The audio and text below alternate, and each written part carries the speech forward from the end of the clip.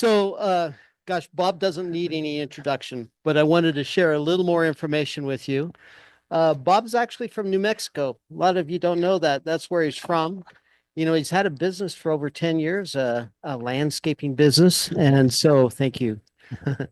That landscaping business he's had, as well as his casting business that probably ran for another 5 or 6 years. So, definitely has a lot of experience. He's a big time fly fisherman, thus the hat. Little time. Big time. Yeah. He's Not like also him. a carver now, too. Yeah. He did Yeah. some nice carvings he brought to the club in up north the other night. So that was pretty good. As of Christmas, I got a Christmas carving set. So I done 4.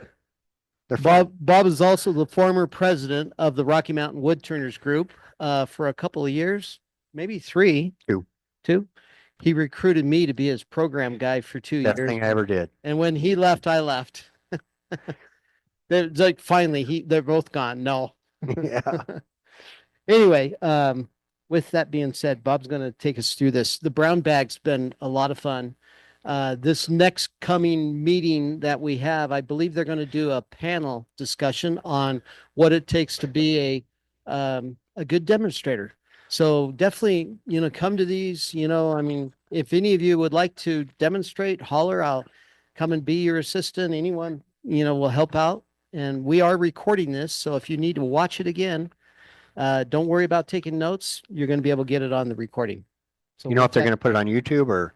I believe so. Is that okay? Yeah, it's fine with me. Yep. I don't care. Yep. I've got a couple already on YouTube, as a matter of fact, from the Rocky Mountain Group on their on their page. So There's also some candy up here. Help yourself to the candy. Don't have to bring that up twice with Rick. We'll have to pass it around. So, no, help yourself. Yeah. All right.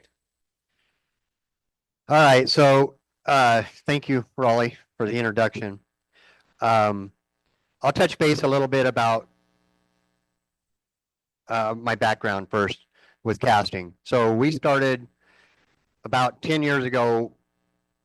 People started using resin for wood turning. I guess it's a little over that. Within a few years, I kind of found out about the concept and started getting interested in doing a little bit of it. And I was making a lot of pins to begin with when I was a basic starting turning. So I started making resin blanks, and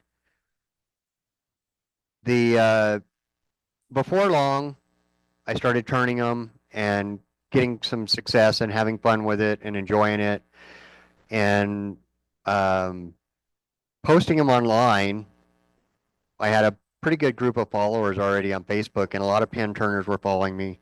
And I kept getting approached for, can you make some for us? Can you make some? Can you make some? So we started making blanks to sell, and we gravitated towards from an all resin blank like this one is to a hybrid blank like this one is. After a few years, we gravitated into hybrid blanks because nobody was making them. It's a different process. You have to stabilize the wood, or you should stabilize the wood, as well as then do the cast with it. So, is that better? So, okay. Over here? Okay. So, and then the demand took off. Everybody wanted hybrid blanks, and you couldn't buy them. Go ahead. Correct. So the demand kind of took off, and within a year or so, my hobby went from a hobby to a business. Got approached by 2 woodcraft stores, the one in Loveland, which Wayne, also the owner there, owns the one in Colorado Springs. We were supplying them. Chris, how are you? Have a seat. And then to carry some blanks, and we started taking blanks to them every month, and they were selling them there. I was selling on Etsy. I was selling on Facebook on live auctions. We were doing live auctions once a week, selling about 100 blanks a week just on live auctions. And they were bidding on them. So as higher bidder gets the highest bidder gets the blank, just like anybody in any auction. And selling on Etsy as well. And then Turner's Warehouse in Arizona started carrying our blanks, and it just really took off to be a big business. And we're running a lawn care business, which was our primary income at the same time. And it got to where turning became a thing of the past for me. I didn't have time. Um, I would have had to hire somebody to keep going with both, an extra person. And this was right before COVID. Um, kind of got to where the market started getting a little bit fluctuated with blanks, started getting saturated with blanks.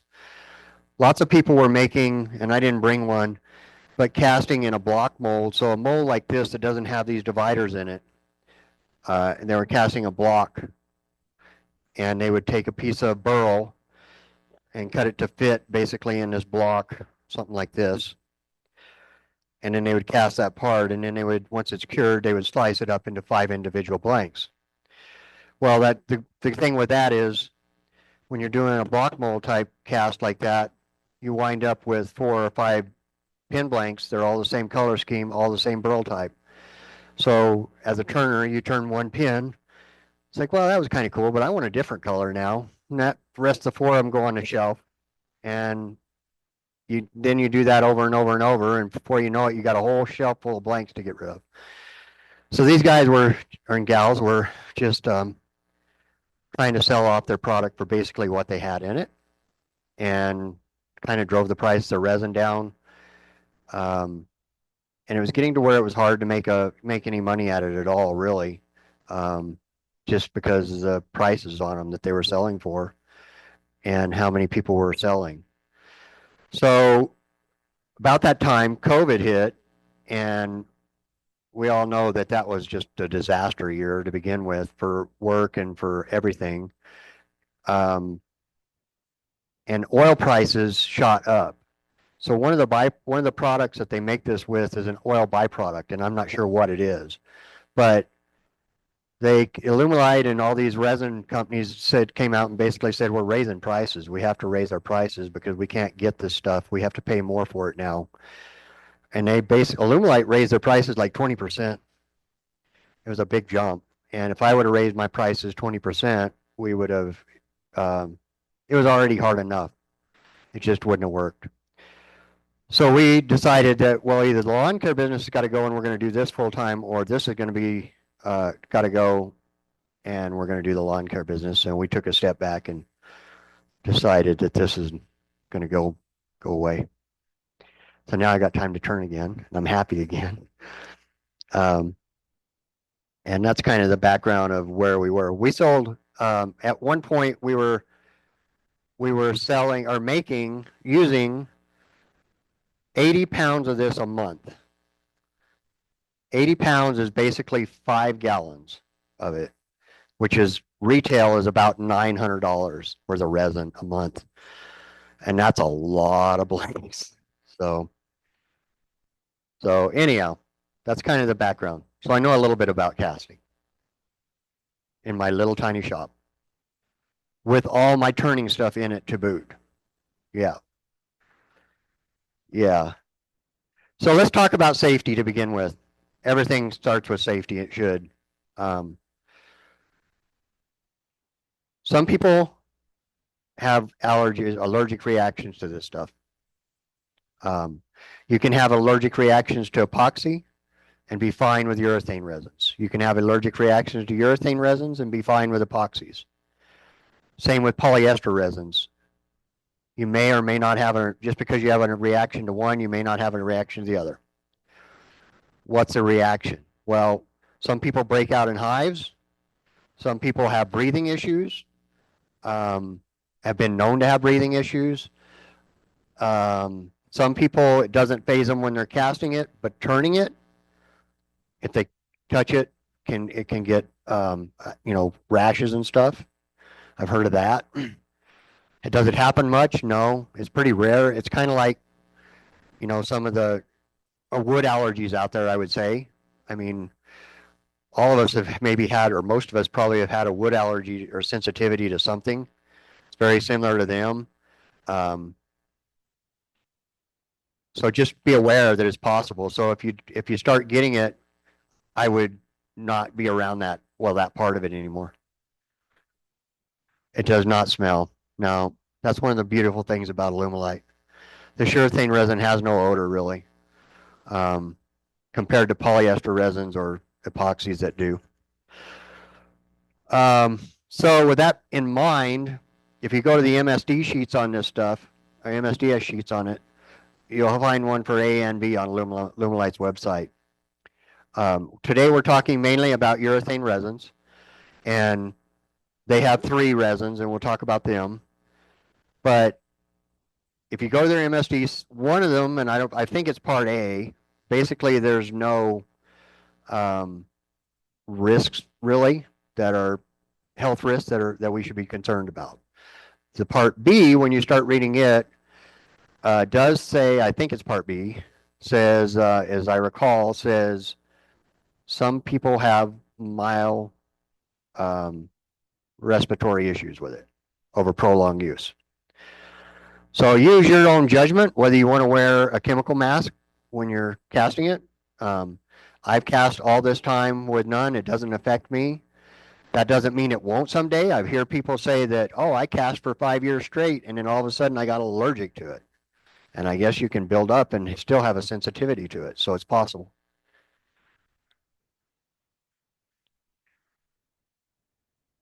It can, absolutely. Rick asked, he said the fact that a chemical doesn't have a smell can be detrimental to you. And it can. Yep. You just have to remind me. Um, so that's the health risks involved with it. The stuff is messy. It is, I don't care how careful you are, you're in a hurry. We're going to be rushing today to get a cast in. And when we are, we basically have 7 minutes to get it mixed, pour it into each container, and get it under pressure. And during that time, it's a stressful 7 minutes, especially if you're newer. Um, I'm messy already. As you can see, I covered the table. That's the first thing I would do right off the bat is cover your table. I would also wear an apron of some sort or wear clothes that you don't give about. Because I guarantee you, you will have resin or dye all over you. I'd also recommend that you probably wear long sleeve shirts, at least until you're used to it, before you find out whether you're having skin sensitivities. Because if you get a drop of it on you, it could create a little rash. Um, it won't come off. It won't come out of your pants or your shirts or your clothes. It won't come off your tabletop. You can spend hours with acetone and everything else, and it just makes a mess. So the best thing to do is if you get something on a hard surface that you want to keep, let it dry and take a chisel and chisel it off. Pretty much. Thin paper, it'll soak through. So be aware of that. Plastic drop cloths work. HDPE will pop right off of it, which is a plastic. I actually cover my whole countertop with HDPE when I was doing this. And then I could take the thin piece of HDPE up and just flex it. And a lot of it would come off, and then I take a scraper and scrape it off the rest. Safety, what else? Safety. Glasses. If you wear prescription glasses, when you start mixing, take your glasses off and put them away. If you're blind and you need your glasses to see, get some big glasses, bug eye glasses that you can put over them that cover the whole lens. Because I guarantee you, somehow you're going to have gloves on and you're going to touch your glasses, itch your nose, get a splatter up on your glasses. Your glasses are trashed. Just throw them away. Buy a new pair. $400, whatever. So just a pre-warning. Nitrile gloves are your friend. I'll be wearing them. Different thicknesses. 7 millimeter, I think, is the ones that are too thin. They're pretty thin. They They're one use pretty much, and then you just throw them away. These ones are 5 millimeter, I think. And as you can see, I've used these a couple times. I'll reuse them. Uh, they're twice the cost of these, but I'll get 3 or 4 uses out of the one pair of these. So, um, kind of a good thing. This dye that we're going to be using, uh, if I touch one of them bottles right now, I'll have dye all over my hands. It gets super messy. It gets all over everything too. And it's kind of the same thing if you've messed with dye at all. If you get a little bit on your bottle, and you can see there's dye on these bottles. And if I touch it, I got dye on me, and that dye won't come off for a few days. I mean, you can scrub, scrub, scrub all you want, and it's a challenge. So, so wear your gloves. I think that's about it for safety. Pressure pot safety. Just to touch base on it, we're going to talk about pressure pots more, but these pots are all rated, and they'll have it stamped on it or a sticker on it. This one says 90 psi. Um,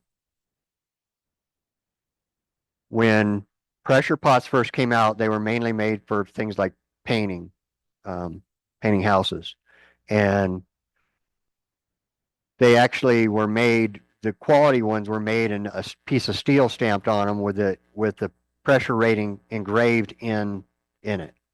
That was a certified stamp by somebody in the state, um, to say that this pressure pot is good to 90 pounds. These companies print a sticker with whatever they want on them, pretty much. So trust your pot to what you want to trust it for, but I would never trust this to 90 psi. And this is a grizzly pot. I've had a Harbor Freight pot that I wouldn't trust past 50, literally. But the good news is, if for molds this size, we really only need 40 pounds. So if we're doing big cast like this, where we're actually trying to force resin into these cavities, into these tiny microscopic holes as well, the more pressure we use, the further it'll push that resin in. I have a pressure pot at home that holds a 5 gallon bucket. It's basically the size of a small keg, and it's rated, it's stamped with a steel plate on it to 120 pounds, and I'll run that up to 90 for that cast. As you can see, that won't fit in this pot. So go ahead. We're going to talk about that. The question was pressure pot versus vacuum chamber. So pressure pot is for casting, vacuum chamber is for stabilizing. Two completely different processes, two completely different needs, and reasons to do them. And we're going to touch base on all of them. I'm going to go through casting first, and then we're going to get just the whole process, and then we're going to get a cast in the pot. We'll maybe take a 5 minute or 10 minute break, and then we're going to talk about, this will have to sit for an hour before we can take it out. So while that's curing, we can talk about stabilizing some, um, and answer some more questions, and then we're going to talk about how to turn this stuff as well. And we'll start turning a little piece and show you how to turn it and polish it. It's just a lot to cover, and I don't want to overwhelm everybody, but there is a lot that we're going to go over today. Don't get overwhelmed. It's really not as hard as I'm making it. I'm going to give you a lot of tips that if you don't remember, no big deal. It's just things that I've found that'll help you along your way if you do remember them. Go ahead, Chris. Yes, they do.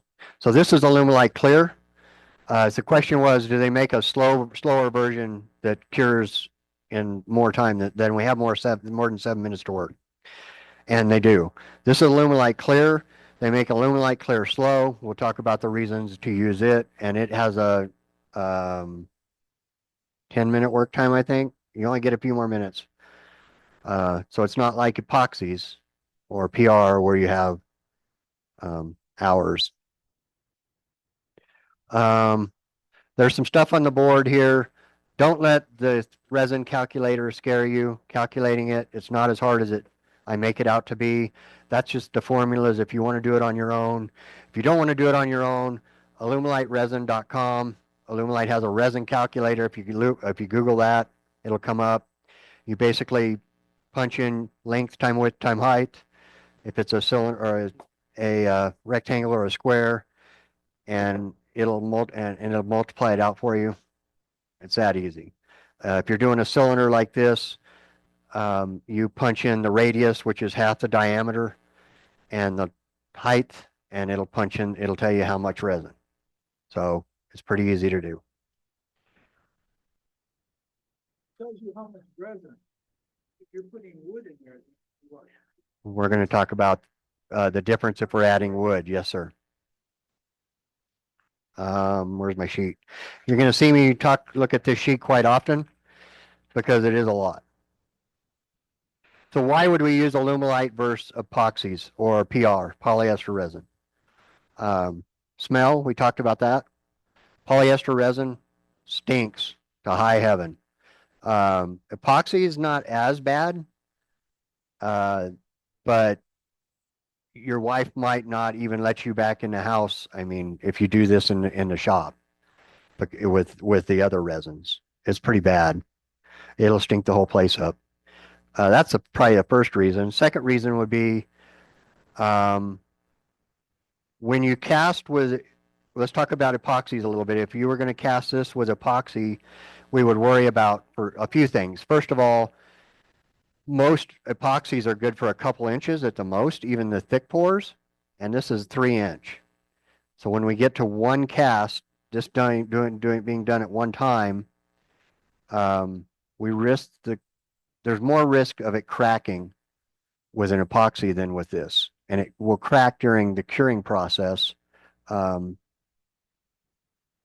a lot of heat generated, and it just cracks. There's too much heat. The more resin you try to cast, the more the heat's generated, the higher that temp gets, and as it's starting to cool, it cools at a different rate from the outside and the inside, and that causes a stress crack.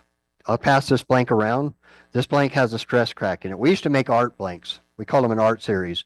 This is one of the art series blanks. It's actually like an Australian scene. It has a lion and looks like a little cub sitting there. And you can see on top of the lion is a stress fracture. And this is Alumilite. This is the slow, Alumilite slow, and it's still fractured. Pass that around. So epoxies are worse, and the thicker you go, the more you risk that. The second thing with epoxies is they take so long to cure that if you're putting a mica or a color pigment in them, the color usually will separate out before it's cured. So you would have a clear layer on the top and you'd have all your color on the bottom.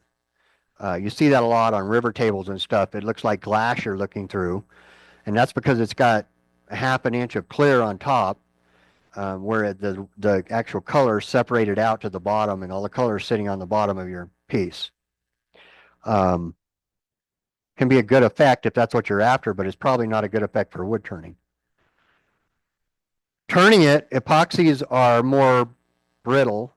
You're going to see with this stuff when we start turning it that we're going to have all these just streamers, confetti streamers coming off of it. And they're soft, they're pliable. I mean, they're bendable like your hair. With epoxy, it's stiff. It almost will cut you sometimes. It's so, the same streams come off, but they're just more brittle. Polyester, same way, right, Ed? It's more brittle. Yeah, so how much hardener you add to it, depending on how much hardener you add to polyester, same thing. Another difference with the three is that when it comes down to you got it turned, your project turns and you want to polish it, urethane resin is the softest. If I take one of these blanks and drop it on the ground, nothing's going to happen. It's going to bounce. If that was polyester resin, there's a good chance I just broke the blank. It'll shatter. So it's more brittle. When you're turning it and polishing it, when you're polishing it and you start sanding, that can benefit you. With polyester shines like nothing. I mean, you can create a nice high gloss finish on it quickly. It just, it doesn't take no time because of its hardness. It will polish out easier for you. With epoxy being the next one, will polish out a little easier or a little harder than a polyester. And then with this one, that's one of the downsides to it is it does take more time to get a good finish on it, to polish it out. All these pieces here that you're seeing have no finish on them. These are just polished and buffed out. That's it. The wood is stabilized in all of them except for this one. And we'll pass that around. This one, if you feel it, you can feel some bumps around the bark edges, especially right up top. And that will change with the humidity in the air. So it's just like any wood. It'll absorb moisture. The wood will swell, and then it'll be proud of that resin. The resin doesn't move. And then when we dry out, it'll shrink and it might be below the resin. So that's one of the reasons to stabilize it if we're going to put it in, if we're going to cast it, is to help control that. If we can get a good stabilization, the idea is that you plasticize that wood now, and there's not going to be near as much risk of that happening because the wood should not move then. These were stabilized, and you can still feel it a little bit. We'll pass all these. This is one of our art scenes, and if you don't have a pressure pot or you don't get it in the pot in time, that's what you get. You get bubbles. Well, sometimes they can work in your favor. If you're doing an underwater scene, bubbles can be good. So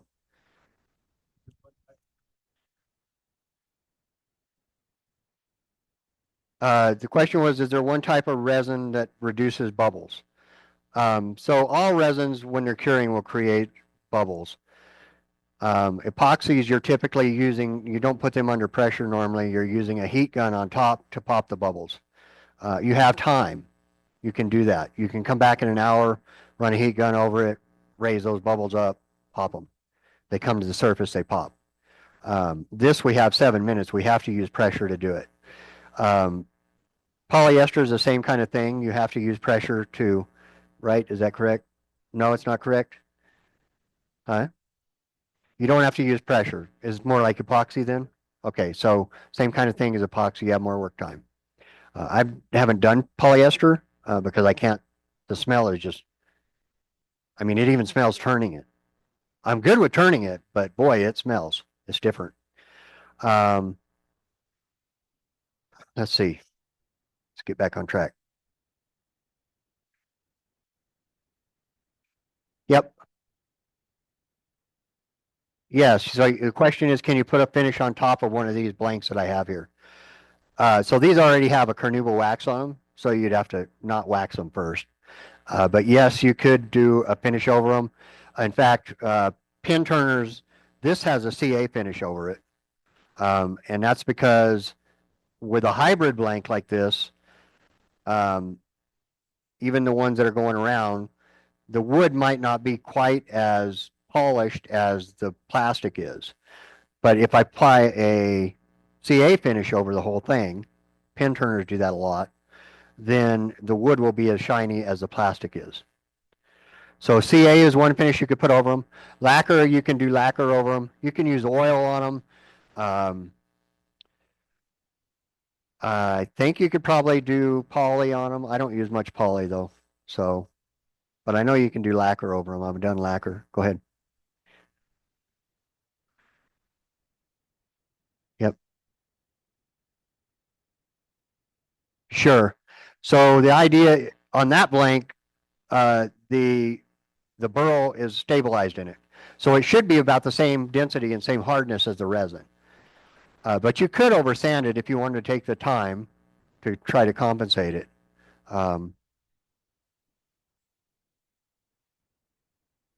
A divot. Yeah. So if you have a punky piece of wood, and I didn't bring any punky stuff that you can take and put your fingernail in, something that's really soft, even some of the softer woods like basswood or, yeah, I can't think of soft woods now, but anyhow, if you take a soft wood and cast it and you start turning it, you'll probably be okay. But when you start sanding it at all, if you're having to sand tool marks out, before long you'll feel that bump. And that bump is going to always kind of be there. So my recommendation is either stabilize the wood so you get rid of that problem, or the next thing that you can do would be to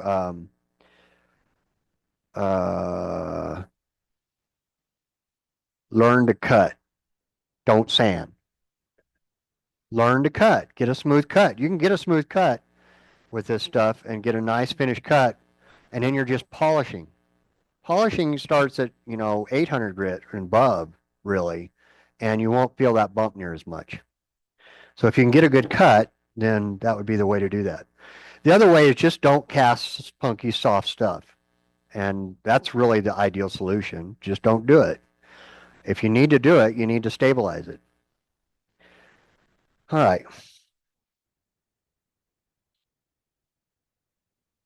So Illuminate made these resins specifically for machining. Um, they're made to basically put on a mill and make parts out of. Put on a lathe and make parts out of. Be able to machine it, turn it, drill it, thread it. These blanks are all threaded, hand threaded by me with a tap, of course, but just a tap and die set. So you can tell that they take a thread easily. If you guys are doing threading, I know Rick and Raleigh and a few of you have a threading jig. This is your friend.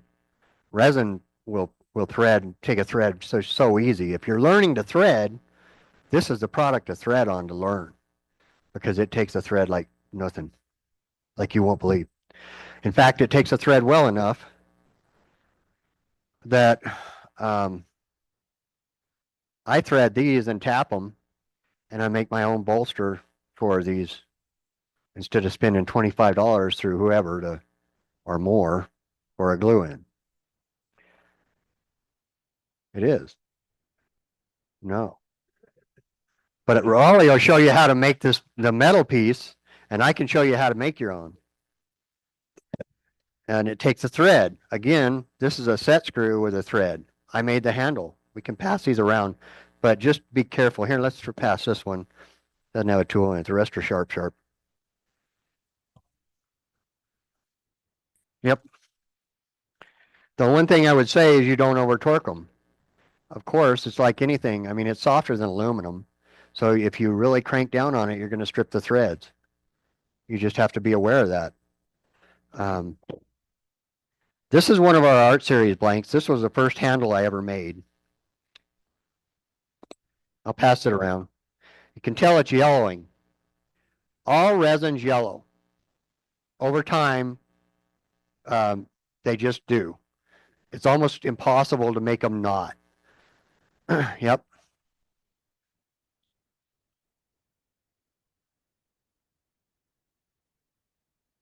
So they will yellow over time. That one is 6 years old. To combat the yellowness, ideally, it would have a tint. So in that scene, because it's a water scene, I should have used a light blue, a tint. Put a tint in it, help hide that. It may have turned a little bit greener with the yellowing, but that's okay. It would still been an ocean blank, right? Right, algae. You can see here, this is epoxy. This is 4-year-old epoxy and it's yellowing. In the bottle, just one side of it already. This is 2-year-old and it's already starting to yellow. Let's talk real quick about shelf life. So Alumilite has a shelf life, believe it or not. They say that if it sits in your shop for a year, you'll start seeing yellowing on one side of it, and that it will start thickening up. That one side will.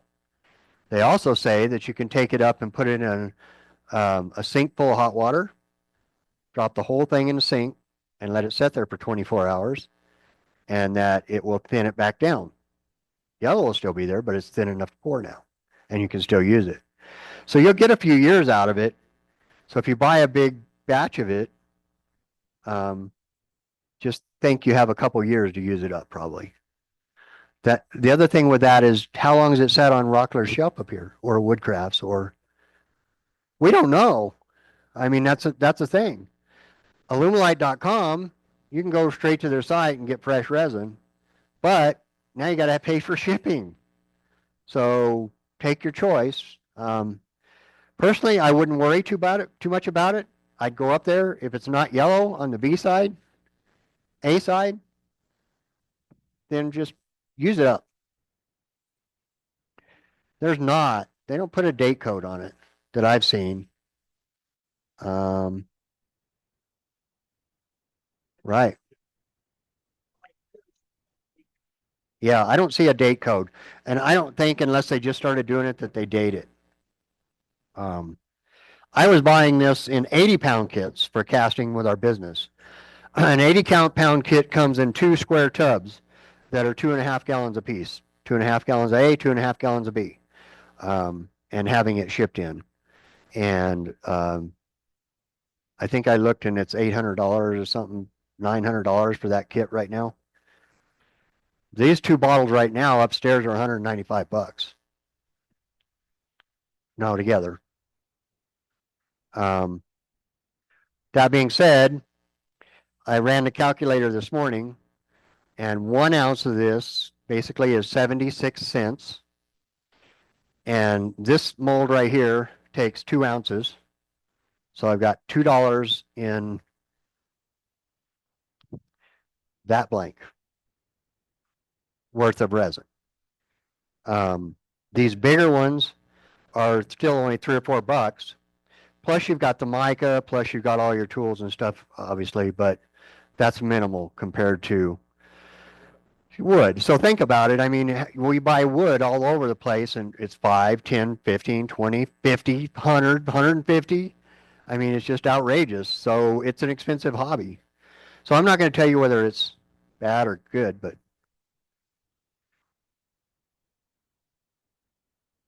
it's just the way you're looking through it. It's just optical illusion. The top, oh, no, it's not. So the question was, why is this clear from the top and not from the side? So when we cast these to begin with, they get a skin on them on the outside. This one still has the skin on it. And to expose what's in the inside, you probably couldn't even see the seam on it. And I put it on the lathe and turn it between centers. And so you're seeing the dull scratches from that on the side. It's coloring it more. The top I didn't touch. So that is one thing I want to show you today too, is that the skin on it, we're going to turn the skin off this blank and you're going to see it's totally different inside. The colors, yeah, the colors are still going to be in the blank, but it won't look anything like the outside does. Yes. Separations. We're going to talk about that. So we'll get to that here shortly. Let's keep going down the list here. That is one of the topics though. You guys didn't get these blanks. Did all these blanks go around or all these pieces? Okay. We can pass this one around. You can put all kinds of stuff in this. This one is window film. It's a window, what's it called? It's like for shading your window or something. They make it in window shades. Pine cones. You can put pine cones in them. No, in that pin, the metal is all a kit. Yep. Now the pin you have in your left hand is all, everything is done on that by me except for the clip and the nib. Okay. Okay. Downside to this resin, we have to use a pressure pot to get the bubbles out. So you need a pressure pot and you have to have an air compressor to fill it. We have this little air compressor that Raleigh was kind enough to bring. You can do it with that size compressor. So even a small compressor is fine. Again, we just need to get to 40 pounds. Ideally, we get to 40 pounds in 30 seconds, not 40 pounds in 5 minutes. So don't use a tire inflator.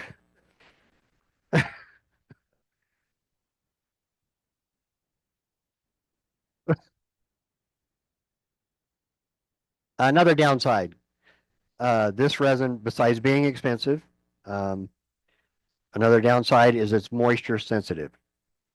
So moisture, let's talk about the enemy. It hates moisture. Uh, if you get moisture, if you cast something that has moisture in it, you'll get foam. When it comes out, you'll have foam. And the more moisture in it, the more foam you'll have and the bigger mess you'll have. So when, at the very least, I would recommend if you've got a nice hard piece of wood, this is red mallee. If you want to cast burl that you know won't have an issue with hardness, this is the hardest stuff on the planet. It may even be harder than this resin when we start turning it.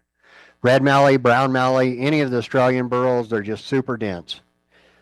This, if I was going to cast it, I would literally take it and put it in, if you have a smoker, electric smoker, put it in your electric smoker, turn it up to 220 degrees, and walk away for 24 hours, and then come back and get it, take it out, and immediately drop it in a plastic bag and zip the bag shut. Because otherwise, it's going to start absorbing moisture right out of the air again. But we have this, it's already ready to go in our cast now. It's in a plastic bag, and when I'm ready to cast it, I can put it in my mold. A few minutes is not going to hurt it in the air, and then we can get it in there and have a lot better success knowing that this has no moisture in it. Because right now, this is probably at, who knows, 18% moisture just out of the humidity in here. That's about what my shop runs. I don't know what everybody else's is. And that depends on the moisture reader that you're reading and how good it is. And you're reading the outside. We don't know what the inside really is.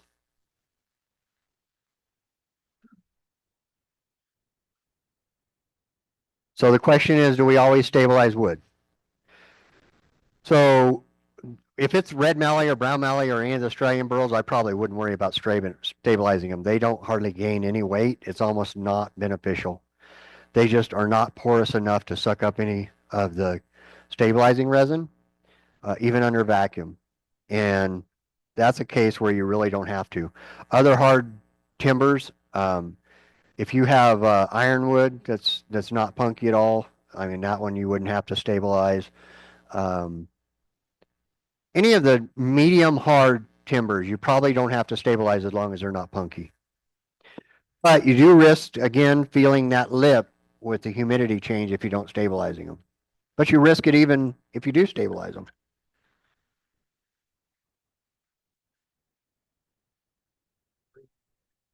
Edge. Yep.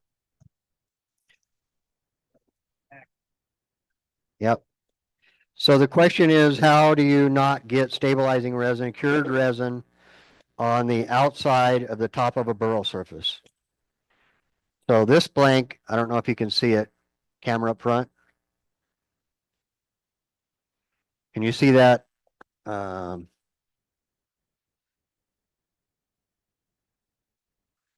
won't move.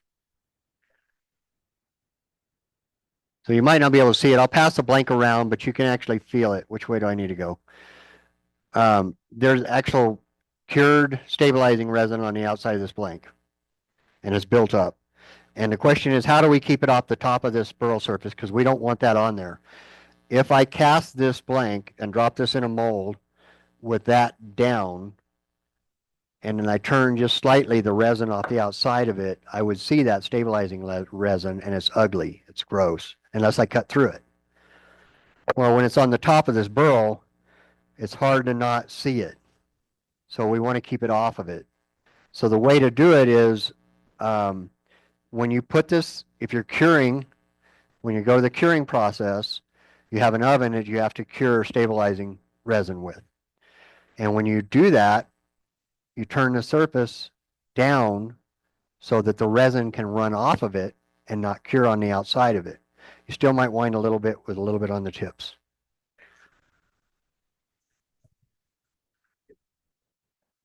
Yeah.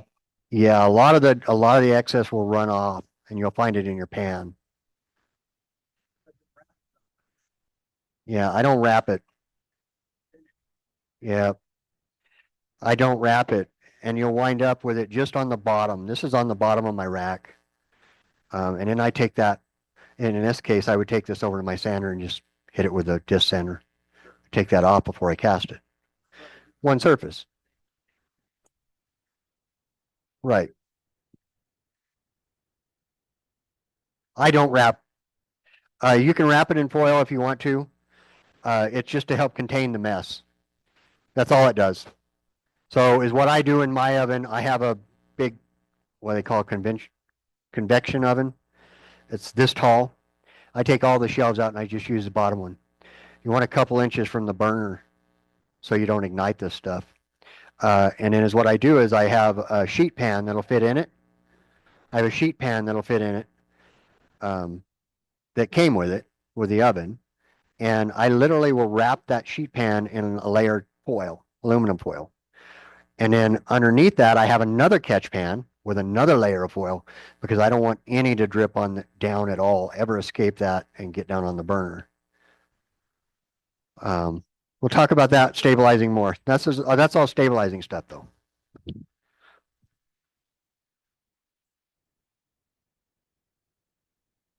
So those are the downsides to this resin pretty much. Um, all in all, yeah, it's an expensive product when you go to buy it, but is it really expensive when this is a $4 blank when you're done? Not really. I mean, I would pay $4 for a nice blank this size in wood. I mean, if it was a really nice blank, hell yeah. So, Lumelite makes 3 different resins. Let's talk about the different resins. So we have, Alumilite Clear, which is what this is. That's what we're using today. It has a 7-minute work time and a 60-minute demold time. We'll talk about that some more. Alumilite Clear Slow. That's the second one. Same as this product, except for it's a slow set. Slow set gives you 12 minutes of work time and a 2 to 4 hour demold time. So it gives you 4 or 5 extra minutes is all. Alumilite Water Clear. When I was casting these art brinks, they didn't make Alumilite Water Clear. Now they sell Alumilite Water Clear, which is supposed to, over time, give you a clearer cast. It has a more of a UV blocker in it. It has a 15-minute work time and a 2 to 3 hour demold time. These are all 3 urethane resins that we could use it for this.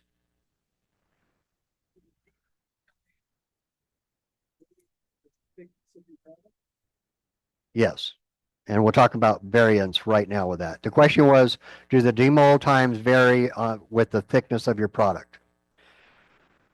Okay, so things that will change the demold time. And by demold, they mean basically taking it out of this pressure pop and popping it out of this blank, out of this mold. That is basically set at around, if your shop is 70 degrees, I think is about what they figure this at, because that's kind of an average. And I can tell you this, when it's 50 degrees outside, it was in my shop, and I did this 2 days ago because I haven't cast in a while, so I just did a test run. And I pulled it out and it was still very sticky on the top. And when I say sticky on the top, I mean right like around this edge.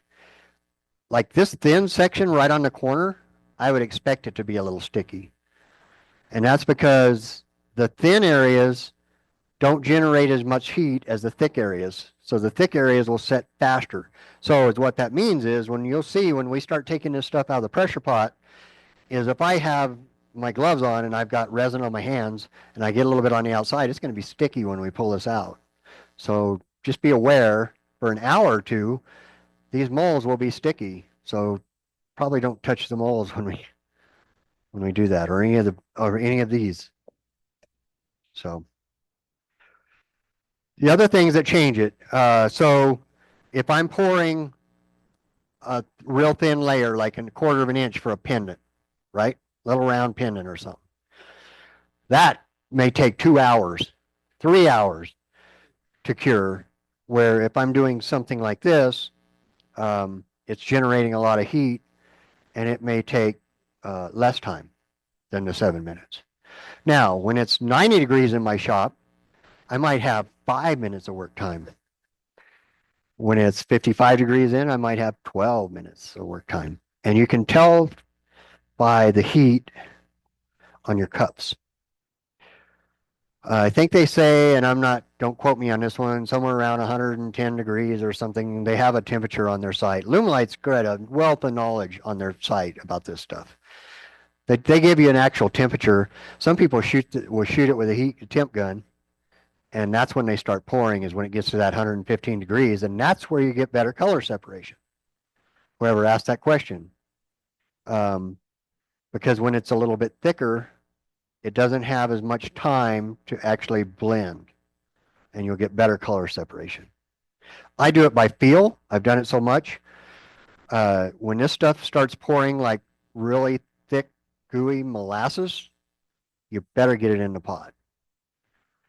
Because the next stage is 2 or 3 minutes later, and it won't even come out of the cup. And at that point, bubbles won't pop. Yeah, it's done. And then you'll wind up with cloudy. Now, is it still turnable? Hell yeah. If it had color in it, would I notice it? Probably. You might see a little bit of just kind of it almost looks like a matte finish on the surface. But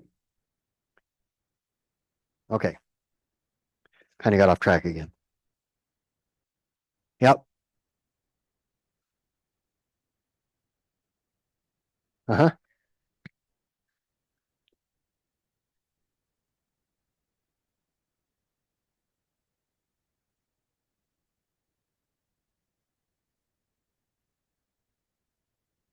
Yep.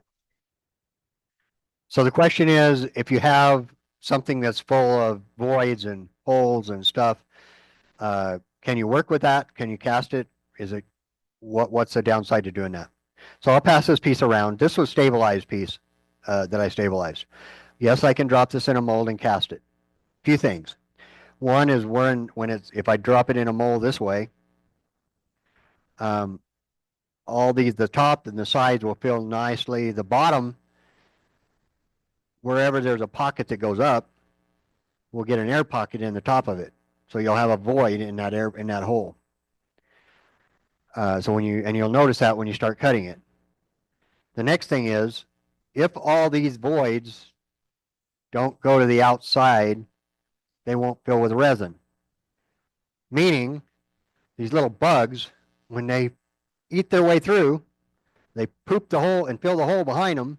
If the hole gets filled with frass, it won't it'll have a cavity inside that I can't get resin into now. So is this a good candidate? No. Is it workable? Yes. Is it a lot of work? Yes. First of all, I have to clean out all that gunk the best I can. Then we cast it. Then you may have to actually turn it over and cast it again to where that bottom side is on the side, because you may not get these all full. And then when you start turning it, you may have open voids.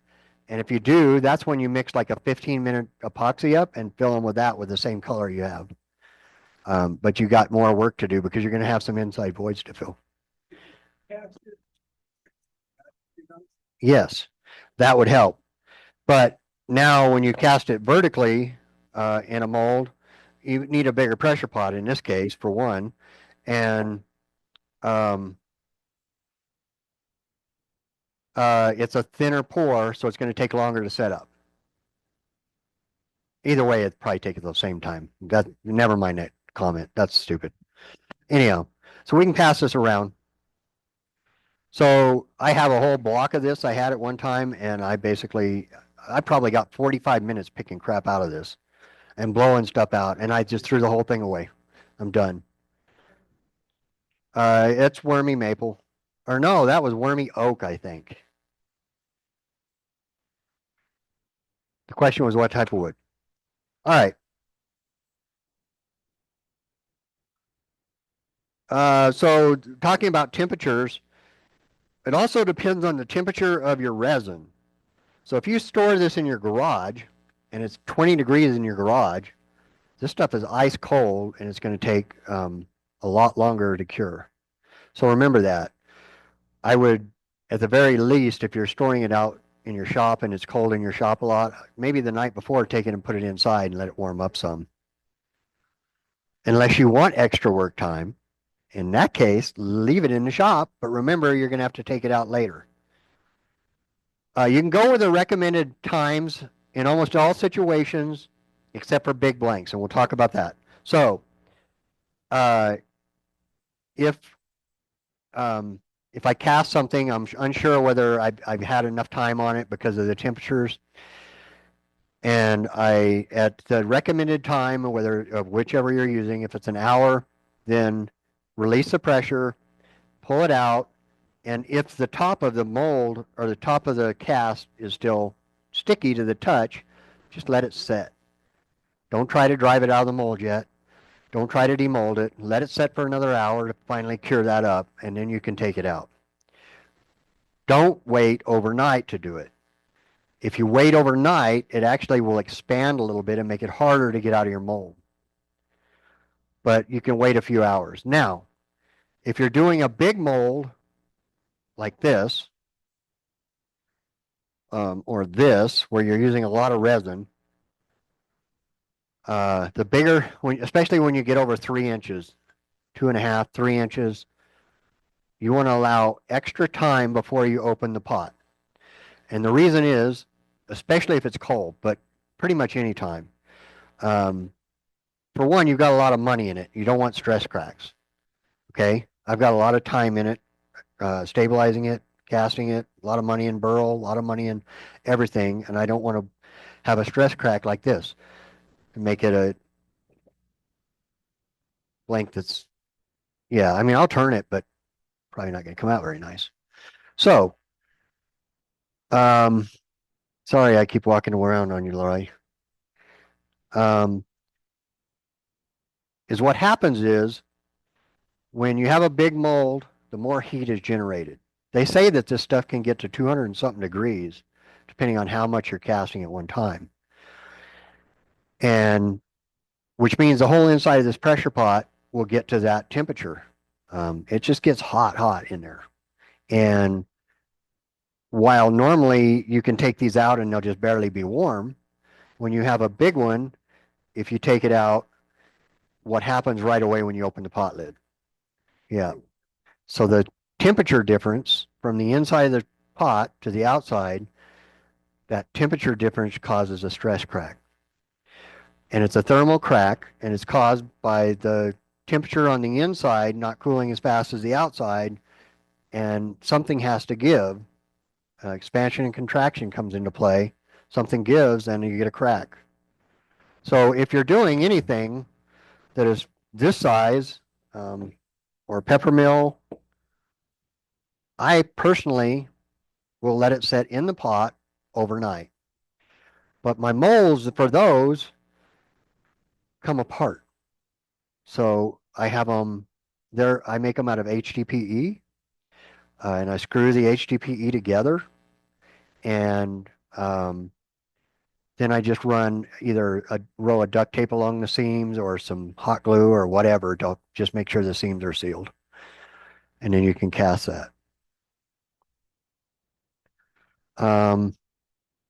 Yeah.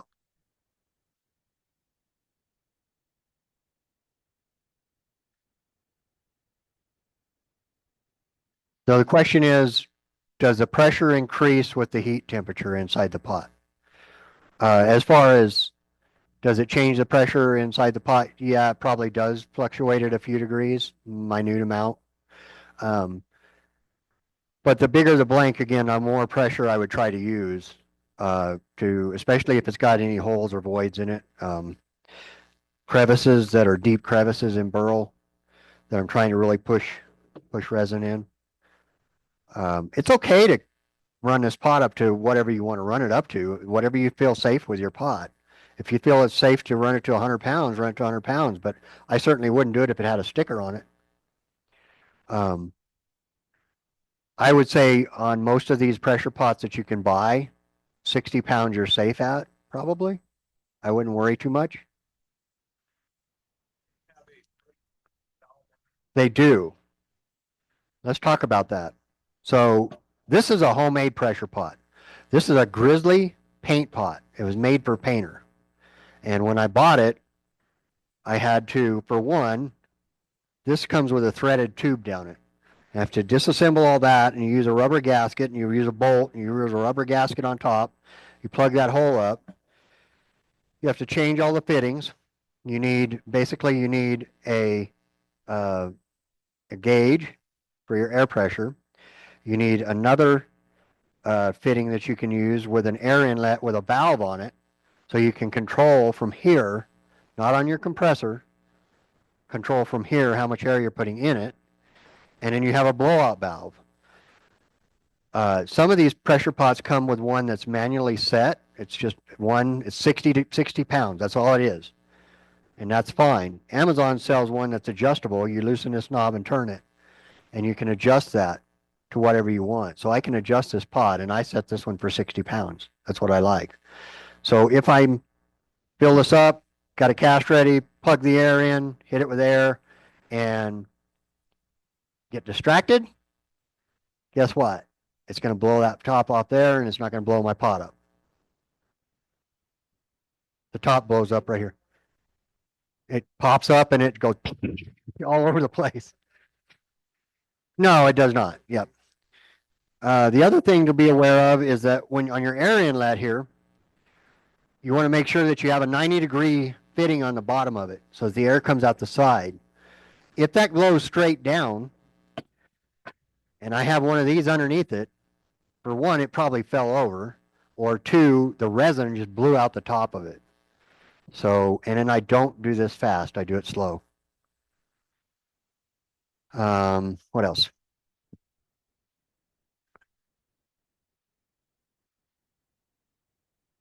Can I turn this as soon as I take it out of this mold? So it just came out of the mold. We cast it, just came out of the mold. And the question is, can I turn it right away? Well, you're going to notice to begin with that it kind of feels rubbery. So it's soft. I would at least wait a few hours, but really I would at least wait overnight because that's more ideal. And in an ideal world, I would wait for 7 days. They say that 7 days is full cure on it. And as what I've found is that I get in a hurry and I might turn a blank the next day, right? And turning it's not a problem. That's a breeze. But when I start polishing it, that's a pain in the if it's fresh. The harder it is, the easier it is to get a polish on it. So that's what I found.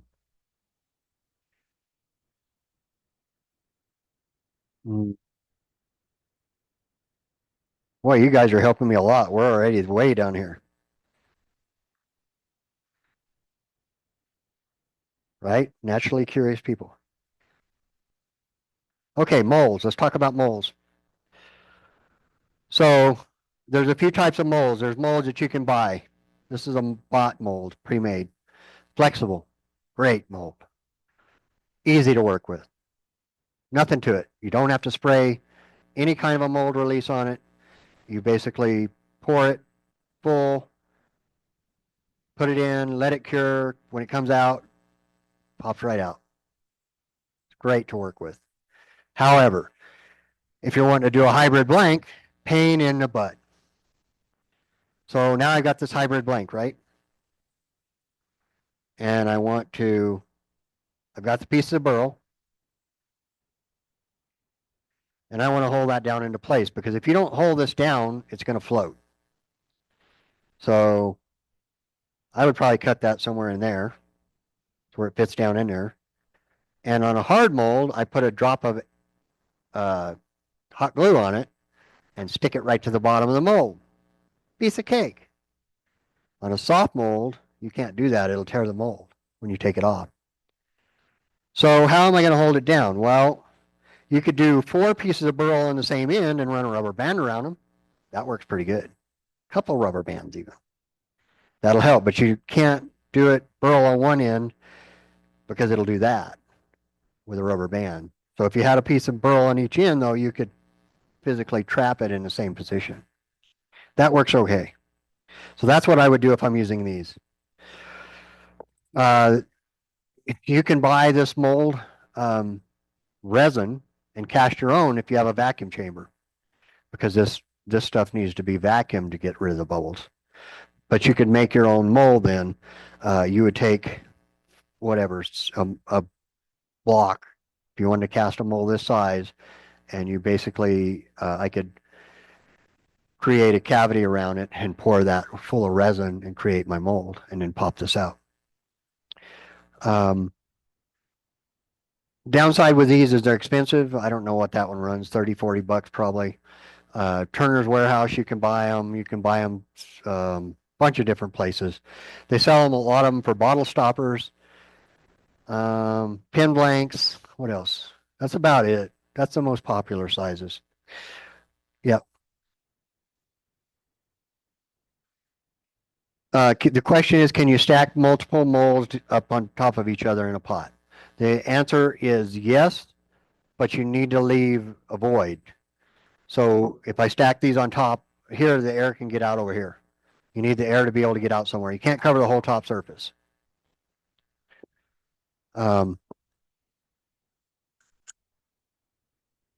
Making your own molds. If you want to make your own molds, two things with it. One, if you make a square mold and you're a wood turner, first thing you're going to do is put it on your lathe between centers and turn it round. Well, how much resin did I just turn away and how much money is that? So think about that. And also you might want to, you might want to knock the corners off on a sander first. It'll help you because you can't get the speed up until you get it balanced. And speed is your friend turning this stuff. Ideally, you cast it in a round mold if you're a wood turner, and that's what you're going to use it for. Luckily, PVC makes a nice mold, and it comes in a bunch of sizes. This is just regular PVC. Turner's Warehouse is one for sure that sells this. It's just a plug. This is for a 2-inch plug for 2-inch PVC. Perfect bottom. Nice, simple. When my cast is done, I pop this off and drive the blank out. Mold release. So we have to use a mold release with PVC. Alumilite makes this urethane mold release. They also make a urethane or a epoxy mold release, so don't get them confused. As long as I'm not putting anything in the bottom of this, is all I would do is, and we'll do that here in a minute. We're just going to spray these molds down. Once you spray the mold down, if you spray it down good, you can probably get 2 or 3 casts out of it before you need to respray it. Another thing about the mold release is if I've got a project over here that I'm working on and I'm going to spray a finish on it, or I'm going to apply a finish to it still, right? It's on my bench. And I spray this over here next to it, my finish is ruined on this piece. This has like some sort of a silica or something in it. And you know, if you've done anything with silicone in your shop, it'll absolutely ruin a finish on something that you're trying to finish it on. So you would need to take, at that point, like a rubbing alcohol or something and rub your piece down really good and try to get all this out. I typically will spray this into a trash can in my shop and try to control the fumes so this doesn't get everywhere. And you can actually feel it on the outside of the bottle. It's just slick. Feel this. Company called, the question is, where can you buy these plugs? The answer is turnerswarehouse.com.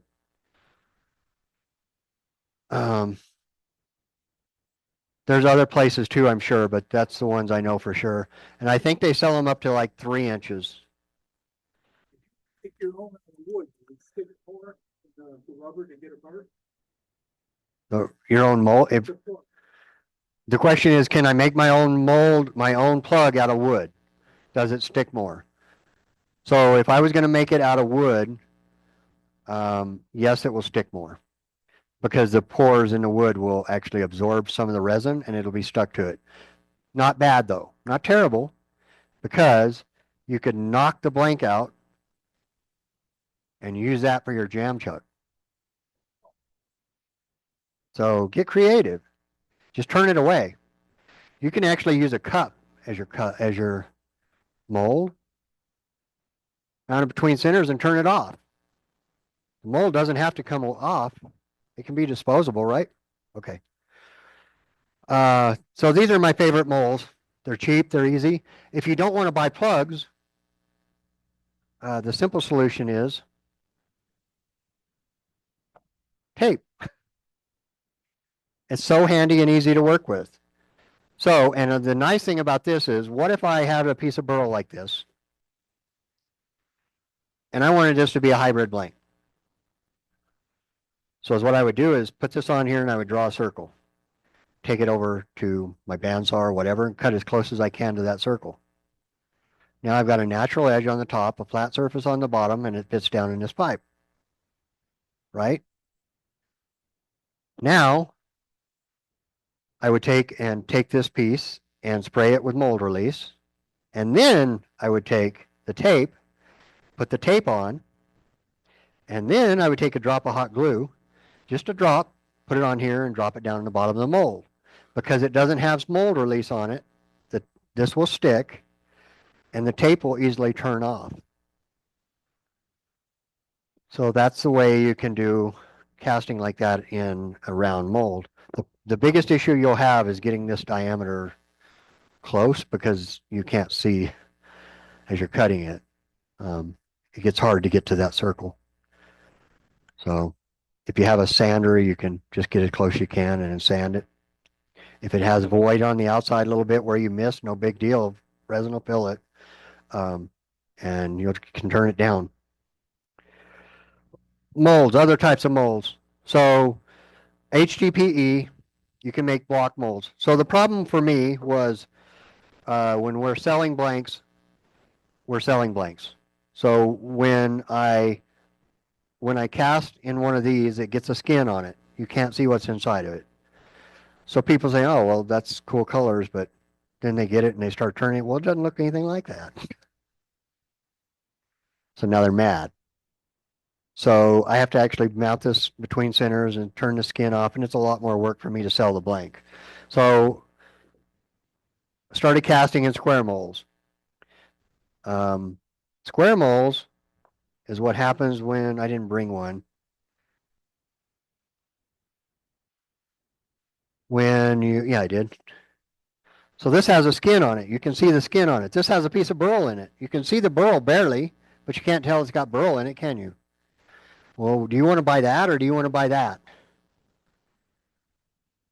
So that's the difference. So is what happens is I would make a square mold and do just like we talked about. Drop this down in the bottom with glue on it, the burl. Cast it, take it out, and then run every side through my table saw. I have a jig set up that is pretty safe, that I can actually take the skin off of every side of here. And then I wind up with a product like this, and I can take Mahoney's walnut oil or mineral oil or something and just hit the outside, whoops, and you can tell what colors are going to pop and the mica, if there's any mica in it, how it's going to sparkle, and you'll get the full effect. So, what's that? Yeah, you can pass that around. We can pass this one around too. We can do both of them. This one actually has pine cones in it and alder cones. Okay, so that was molds. I found two ways to do molds, square molds. Drill it and use a set screw.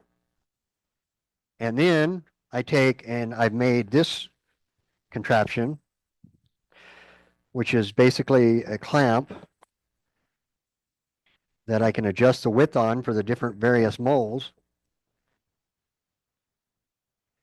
And then I can take a piece of whatever, a punch or dowel or, yeah, anything metal, and I work both ends and drive it out. So that's how you get out of the mold. And yes, you have to, I use a mold release to help. So I have these in every size blank imaginable. I have them all the way. I can do a 3.5 inch blank, 16 inches tall, and all the way down to a pin blank. I made them. So as what I did was make a buck that fits my tape, my router, to where that I can use those 1/4 inch router bit and basically just plow this out, and it follows the buck. And I make one for each one of the molds, different sizes, and then I can reuse that for each time, that buck, to make them. It's kind of a pain in the ass. It's not a good thing for you guys. I just wanted you to have that option. This is your option. I mean, this is easy. It's accessible. You can get it anywhere. It's cheap, and you have multiple ways to put a bottom in it, store bought or handmade. Um, and if you're not selling the blanks, this is the way to do it. I would happily take any one of these blanks and throw it on the lathe and wait for the surprise of what's really inside of it. As a wood turner that I cast, a blank that I cast myself, you know, that has an ugly bottom on it, but I guarantee you that that's not what that looks like when we start. I mean, that distinct line, I don't like, but Another good mold is pill bottles. For all of that age. yep. Another good mold is pill bottles. Center. Automatically have it centered. Yep. So Ed's saying that pill bottles make a great mold, and they do. They have a little divot in the bottom, and in this case, he's got a little safety drop rivet in the bottom of this for the scratch all or all tool, whatever he's got here. And he wanted to recast this because he shattered the blank up top and it had epoxy on it and he didn't like it, or PR. So we're going to recast that today, and you can see it'll drop right down in here and fit centered. And then we're going to actually use this lid to center it. He's got some holes drilled in it. One is the center. The other two is let the air out. And we'll cast that for him today. If it sticks in it, no big deal. It's plastic. You turn it off.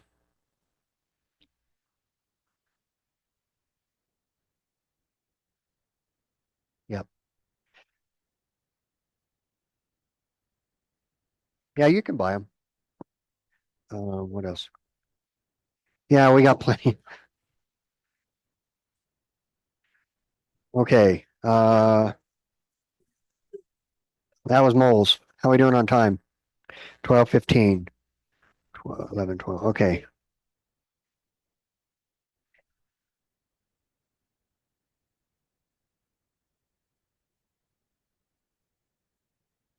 Just a few tips that we haven't went over. We went over that. We went over that. We went over that. Plan ahead on your moles. How are you going to get the piece out? Do you have to take it out? Is it a disposable mold? Can you turn it off? Can you punch it out? Does your mold come apart? Is it screwed together? Some guys I've seen use mica plywood. What is it? Formica, and then spray that, and they just screw it together and make sure the seams are sealed and use that. Melamine, that's it. I don't like them because it really does stick to them pretty well. Yard signs, political signs, yard signs, painter signs, whatever. They're corrugated plastic. You can make molds out of them. So if you actually, they're ribbed. You know how they're ribbed? So if you don't cut all the way through and you cut halfway through, you can actually bend it, right? So you can bend all four. You can build a whole square out of it, and then you have one seam to seal with hot glue. And you hot glue a bottom on it. Now you've got a mold that's disposable.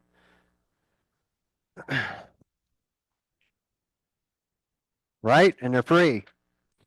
They're everywhere. Or Home Depot sells the plastic. Lowe's. All right, that's pretty much it.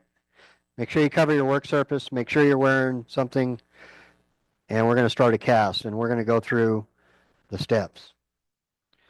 So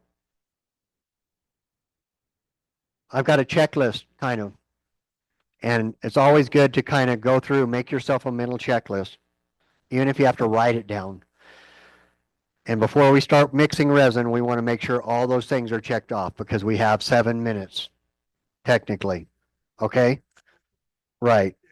So covered work surface done. Pot set up and level.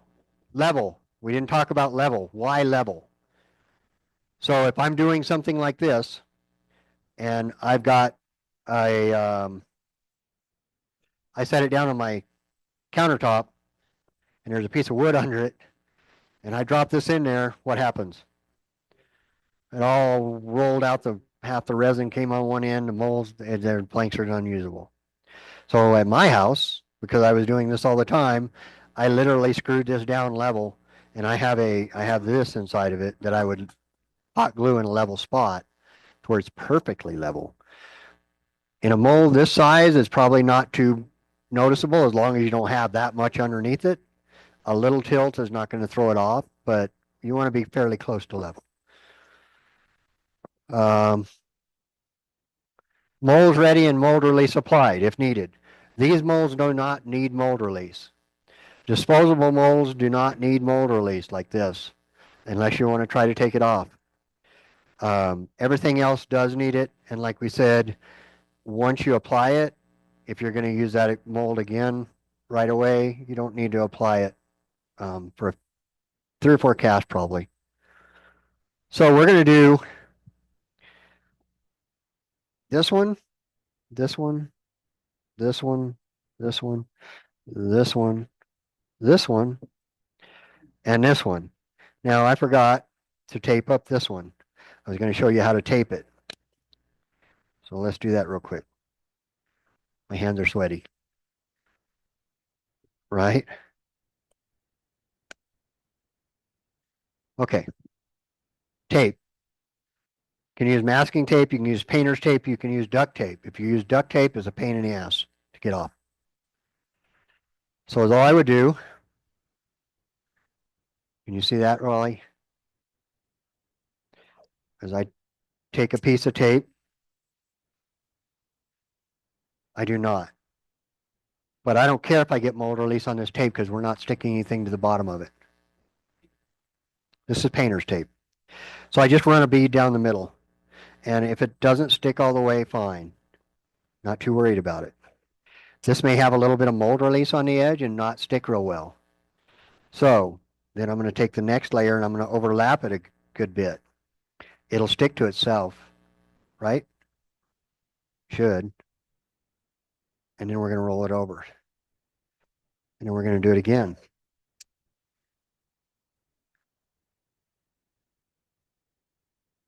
We're going to roll it over. Okay, that was one direction. We're going to do 2 directions. We're going to go opposing. Another one in the middle.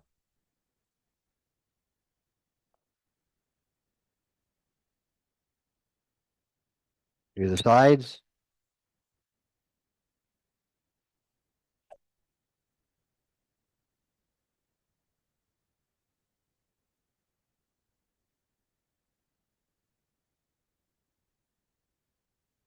And the last thing we want to do, because the heat generated, maybe the tape will start unsticking, especially if there's mold release on the outside. And if it did, it could ruin our cast. We might have a pot full of resin. So we're going to take this. We're going to run a row around. Or 2. Probably do 2 rows. And that's going to be our bottom.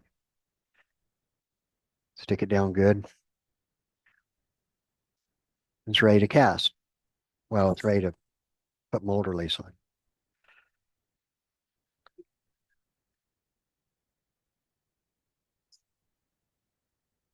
No, I mean, it'll loosen up in some places and start, but we've got enough on there that it shouldn't escape. By the time this resin hardens, it doesn't take it but 5 minutes inside your pot to be hard enough that it's not going to run out. So we've got to basically contain that liquid for 5 or 10 minutes. So mold release is, we're here.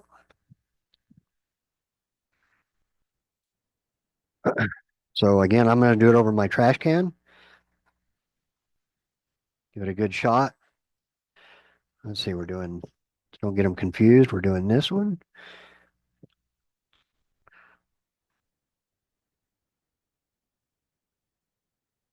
I can see through the bottom of that one. I only put one layer on it.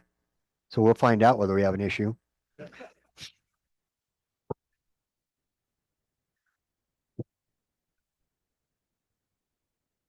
If this was a real long mold, I would probably shoot both ends from both ends. This stuff goes a really long way too. Um, Casting every day, I probably wouldn't use a whole one in a year.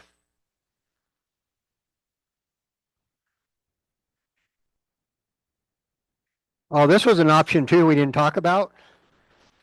Uh, Home Depot and Lowe's sell these caps. In fact, that one's loose. You can actually buy the cap and put the cap on the bottom of the pipe and cast right on it. The resin will stick to it unless you use a mold release on it though.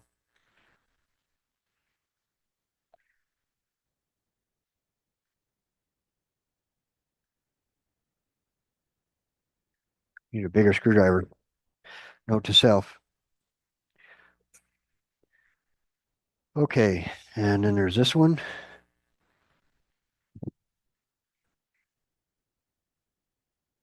I haven't. I just haven't. You're going to turn it off or you want to try to spray it? You already sprayed it. Okay.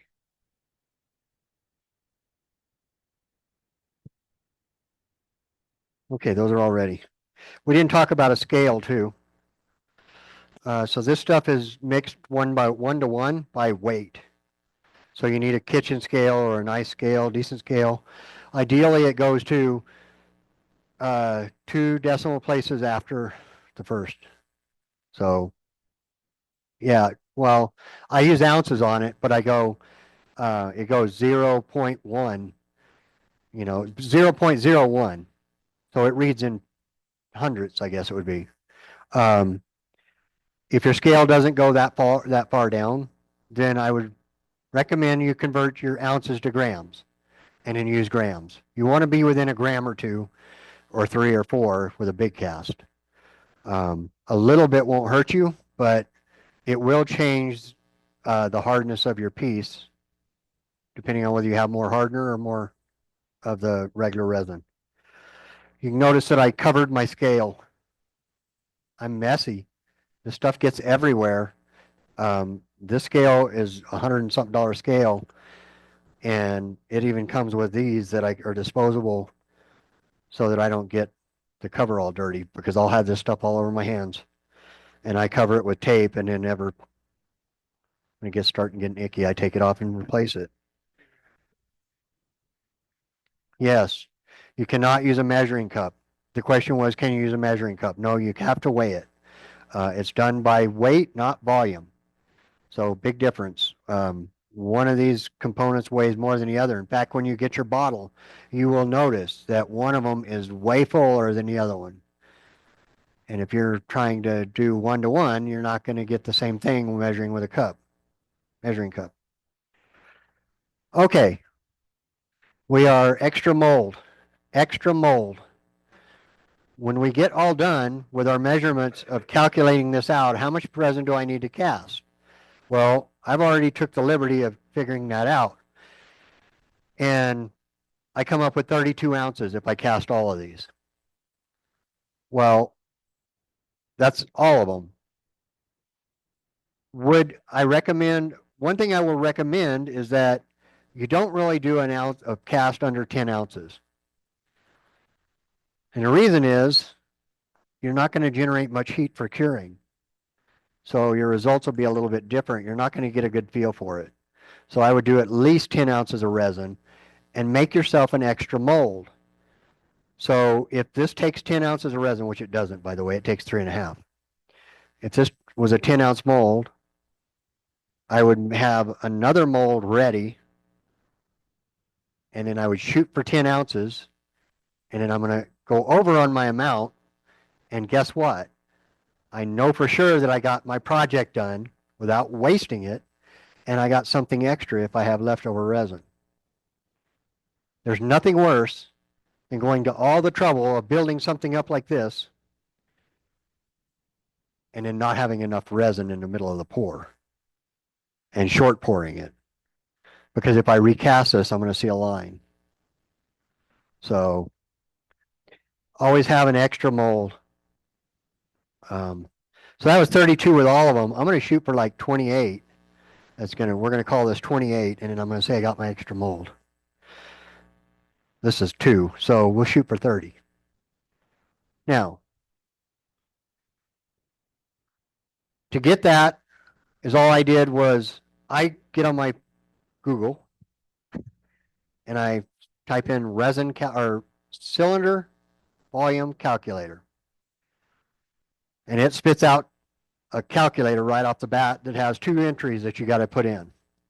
One of them is radius, which is half the diameter. So if this is a 2-inch pipe, which it isn't, it's just a 2-inch pipe, 1 inch is my radius. You enter 1. It's going to ask you for the length, so the height. So the height I want to cast this, usually I'm going to shoot for a 1/2 inch or so or less, 1/4 inch less. And I enter that number in decimal places, and it tells me a number. In this case, that number was 6.28. And you might multiply that 6.28 times 0.554, which is Alumilite's magic number. 0.554 times your volume of whatever your project is will give you your amount that you supposedly need. If you don't want to do all that, alumiliteresin.com, go to their site. They have an Alumilite calculator. It'll ask you for those 2 numbers, plug it in, and it does the math for you. And it'll tell you need 3.5 ounces of resin. It gives you the ounces in the weight in ounces. And then if your scale doesn't go to 2 digits like we talked about, and you need to convert that to grams, now you got to multiply it by, what is it, 28 or something? I think it's 28 grams in an ounce. Have to think about that one, but you can easily figure that out. So I already did the math on all these. I come up with 30. We have an extra mold. We're going to shoot for 30, and we'll see where we're at. And that it did include this one. When I'm doing a bunch of different molds, I just write my number on the outside. This one's 5.5 ounces. This one's 2. This one's 3.5, and then I add them all up. And that's how we'll keep track of it all. Did I? That's for the full amount. 15 of each. Correct. That's on here as well. Total ounces, and that should be divided by 2. Glad you said something. Okay. Then we need a mixing container. Any of these containers will work. Just plastic. You don't need the scales on them. I just happen to have these, so I'm using it. I can reuse it, obviously. Cups. I would go to your dollar store. These are cheap, and guess what? Comes right off. Throw it away. You got a clean cup. I would do 3 or 4 casts before I cleaned it out, and then it'll come out really easy. And then you have a cup that you don't have to dispose of. Otherwise, you can use these, but man, that's a lot of plastic. If I used these, I would have just filled landfills full. So, okay, we're ready.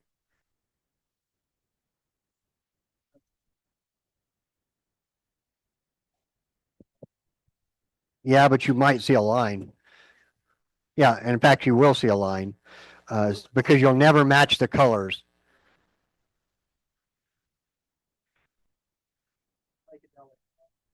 So if I wanted to re-pour a blank and add more to it, you can. That's the question.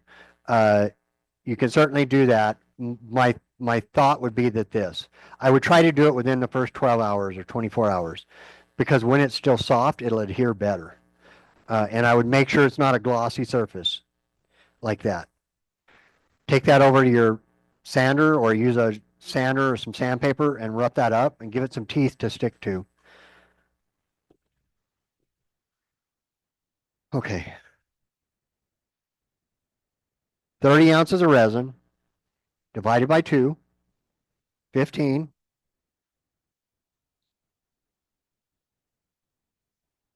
So, doesn't matter which side we start with. So when we got everything ready, we have a mixing cup ready for each one? No, we don't. That's why we need a checklist. What's that? I'm going to do color. So in this case, because I want you guys to be able to see it, we didn't talk about micas, and we'll talk about them right now too, colors. I like to do no more than 5 colors. If you do more than 5 colors, you better have your wife or significant other helping you, because you're going to run out of time mixing them all. 5 colors I can do, but it pushes my time. Mica, you can get mica pretty much anywhere. Makeup has mica in it. Soap makers use mica for coloring. Art supplies use mica for coloring. Resin casters use mica for coloring. Upstairs they have mica. $15 for a little thing like this. This was $4. It's made for soap. Maybe not quite as good a quality as the mica upstairs. It'll have a little bit more mica in it, but is it sparkly? Yes. We need to pick a color scheme. There's mica that we can use. There's also interference colors. Interference colors will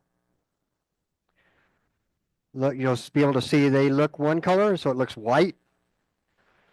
But if you look at the outside of the jar, it looks kind of pink or red. It's violet. This interference violet. So depending on the way the light is reflecting off of it, it'll show white or it'll show violet. Solid colors. So Alumilite makes their own dyes. They have white, black, and an arrangement of neon colors. These are solid colors. Think paint, like your paint that you're going to paint your inside of your house with something, right? It's a solid color. It's not glittery. It's not sparkly. That's mica. Now, dye. Alumilite makes their own dyes. If I use their dyes, if you look at their site, they tell you can't use alcohol dyes or water-based dyes, and that's probably true. I think this is an oil-based dye, but it goes a long ways. This is like $4 for this or something around there. And I can tell you this, if we were going to use, in fact, we'll do it. Let's do blue, since I bought blues. By the way, I have colors in every color pretty much, and you don't need that. You can mix your own too. So this is their blue dye, and this is like an ocean blue. It's a light blue. And for this cup, which we're going to use for the resin, that's too much. If I use that much, it's going to be a dark blue and you may not see through it. Just to warn you. So is what I would do is probably take a paper towel and shoot for half that. Yeah, now what, the dock that you have there, will do a whole cup of. Yep. You're going to see it will. So it's really potent. Now, another good thing is a wood turner, that dye is fantastic for using with shellac or with any alcohol-based finish to dye your pieces. And you can really do a shaded piece, like from dark to light, by doing it, because I can apply it with shellac, put some shellac on a rag, put one little drop of that on it while my turning is turning. I can apply, a dark spot on one end, and then as it starts getting less and less on the rag, I can go to the middle of the blank. Now I'm starting to get a gradient, And then I move to the other end and I get from dark to light all the way through the other end. And then you can take alcohol and a fresh piece of the rag and blend them all the way through. Or more shellac if you're using shellac. It works fantastic. I do it with the shellac. So take a rag. Yep. Take a rag, squirt a little shellac on it, or dip it in a shellac, and then put a little drop on there and use it as your carrier. The shellac is your carrier.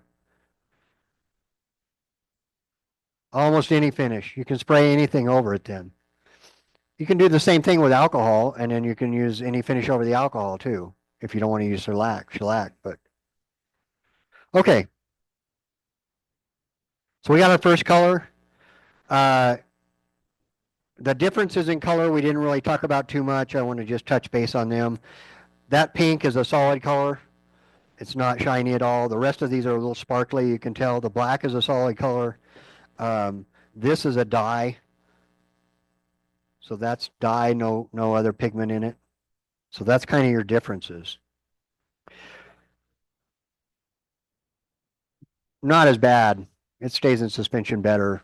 The mica is a powder that will settle more. Yeah. Um, so we should use, I like to do 2 or 3 colors that are complementary. You can use a color wheel if you don't know, but look for colors that complement each other. In this case, I think let's do, should we do blues or greens? Blues. Somebody said blues. Okay, blues. Blues. Um, um, I didn't really bring any blues. We're going to do green. Sorry. Green it is. So we're going to do a light green. So like an apple green, and then we're going to do a darker green. So that's 2 that will complement each other. And then uh, for the solid colors, we can do a black or a white. So I have this black, or I have a actual mica that's a black, nocturnal. It's a black. So if we want it sparkly, we use this. If we want a solid color black, we use this. But we'll show you this one. Um, and then we'll add a interference color in it, just so you can see what it looks like mixed. Where's that white? Or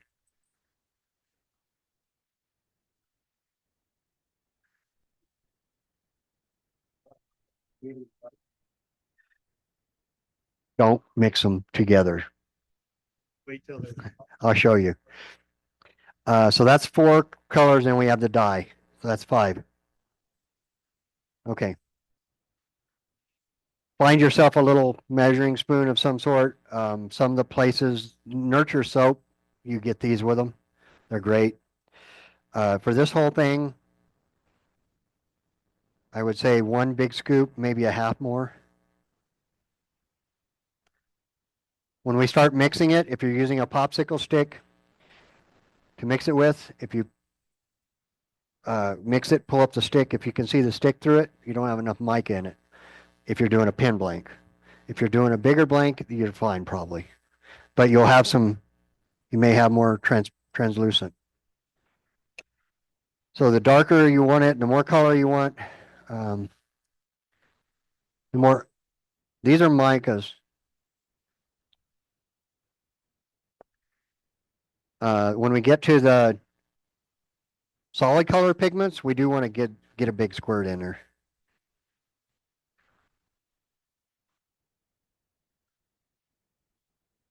So maybe out.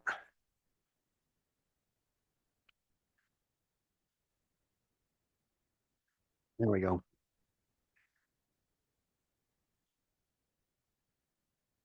See what I mean? This stuff gets everywhere. All right, and then you know what? Instead, because we're doing that, violet's not going to go very good with the green. We're going to do this color because I think it'll go better.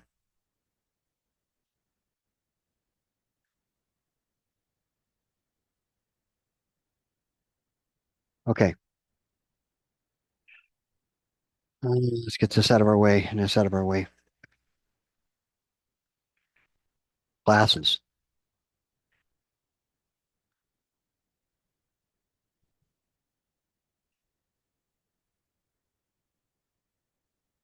Yes, please. Oh, these got a prescription on the bottom. That's too much. I'll use these. You still here? Okay.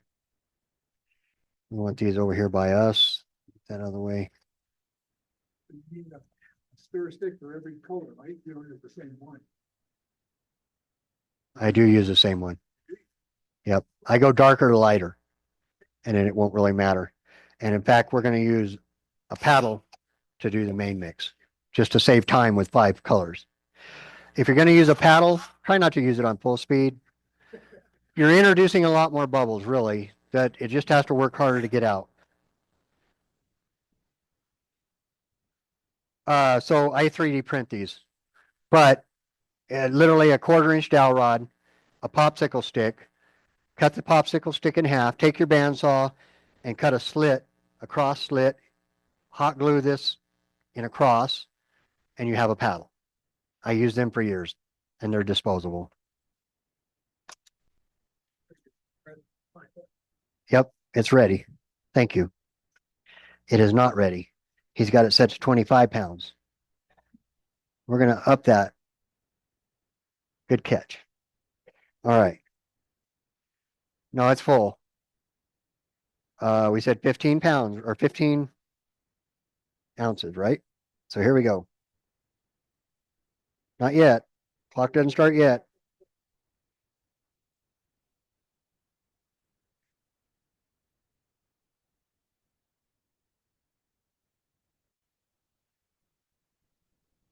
$30 ounces of resin at 79 cents. How much is that?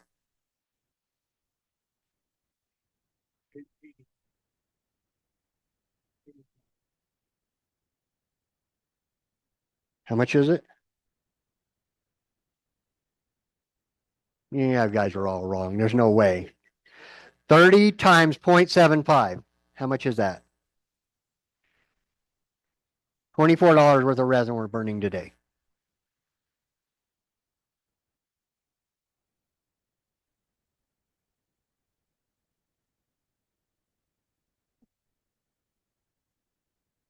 That's minus the or plus not including the tax and shipping if you got to ship it. And the dyes. So when I was getting it, because we were casting so much, I just had an order with illumilite.com and I paid shipping because I wanted fresh resin all the time.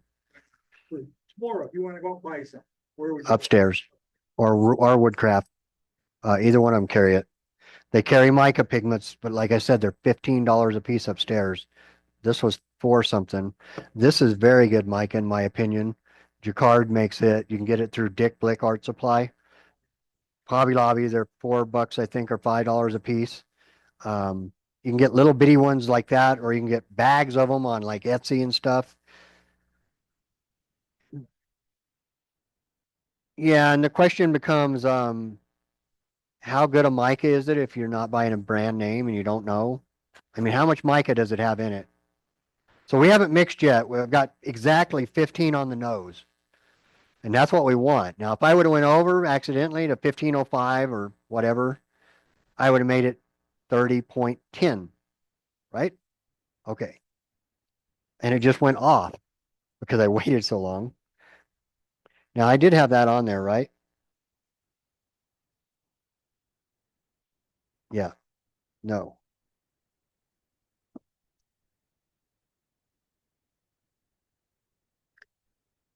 It's not. Uh, yeah, but because I took it off and reset when I reset it, it went to 18.6. It wasn't teared because of the cup. So we got to do math now. 18.75 plus 15. I do, but some of it'll stick to the inside. Oh, I can just do 0. Duh. Perfect. We're going to tear it and we're going to do 15 now. So 15 is all we need because we teared it. I don't like to pour both sides in a different cup ever because some will stick to the inside of the cup.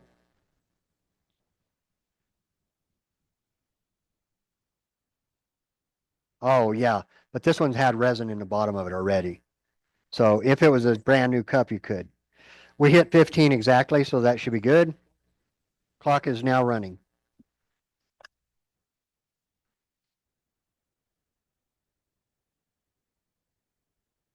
Can somebody grab me a paper towel behind me?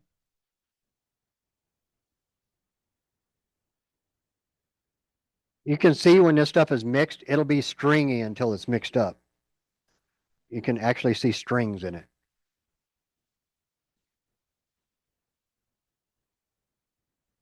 Oh, helps if you lock the drill down, I guess. Yeah, how many seconds did that take? Oh, and I just broke the paddle. All right, well, we're done with that.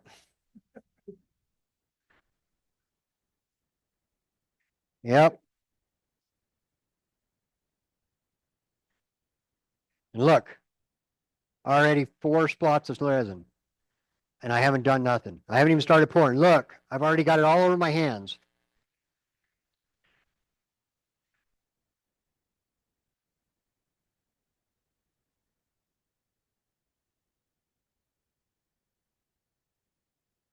Another thing, when we're pouring this out of these, don't scrape the bottom. So when I pour this into here, the last one when we're done, we have the urgency to use all that resin because it's so expensive. So we want to take this and scrape the bottom out.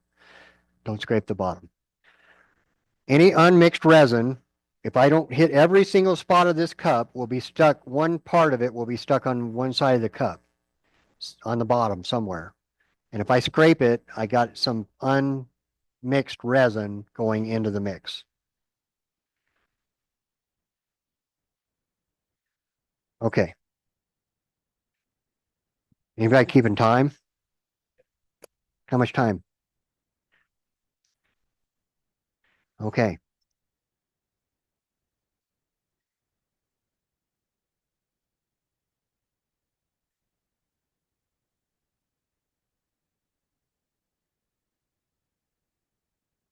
Now I could have put mica in this cup now, and I could have got by with one less cup. But and if you want more of one color, just put more in one color. One tub, one cup. Now is where I would not want to scrape that. Okay, you wanted to see what color we're going to get. What color are we going to get? Okay, maybe I was lying. It's going to make a liar of me.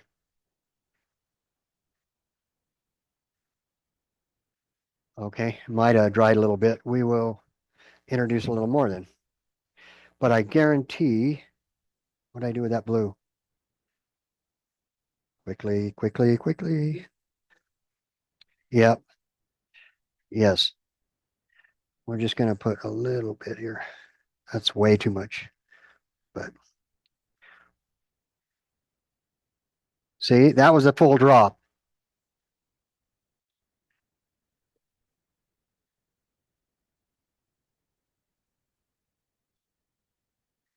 And if I would have wanted an ocean color like for that blank over there, that's way too dark.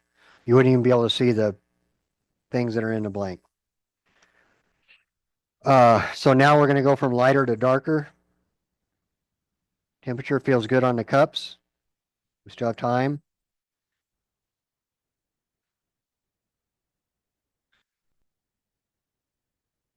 Pressure's on.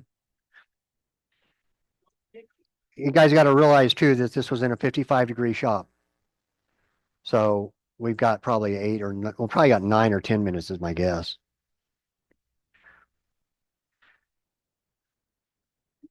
Here, doesn't that shorten your time? No, because the resin was in my shop and it's probably the same temperature as my shop still. Okay, see how I can see through that? That was probably, if I was doing pin blanks, this probably would be not. Unless you want to see the tube in your pin, probably not enough pigment. because we're pouring these for boxes or whatever, we'll have thicker walls. We won't be turning it to a 30-second. So it'll be fine.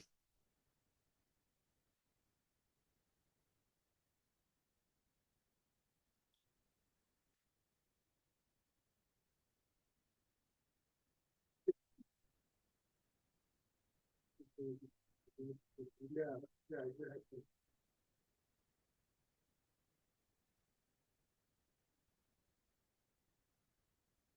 Yeah, this is a solid color. Okay, we're ready. Ed, you want to put some gloves on and get ready to cap this? Since that's his blank he wants to cast. All right, now we're just going to go for whatever color we want. Here, if I pour from way up high, the colors are going to really mix in. We'll do these three colors together. If I pour low and I pour slower, the colors won't mix and we'll get a better color separation.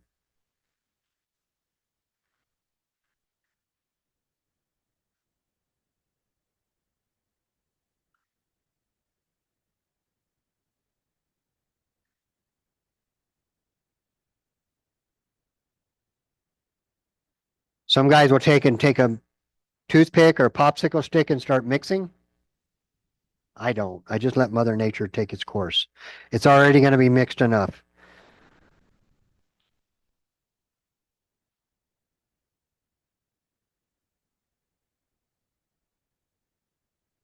Yep. I mean, if you want more, and I can show you the difference on a cast here shortly of what it would look like if we mixed it. That's for your 7 minutes. See, if I wasn't talking at home, we'd have time. Can you hold this mold so it doesn't fall over? This one's going to have some blue. It's going to have a layer of blue thin on the top, in the middle. So maybe you guys can see a translucent center. Uh-oh. I feel heat. Not enough yet, though. We're good, but we got to work faster.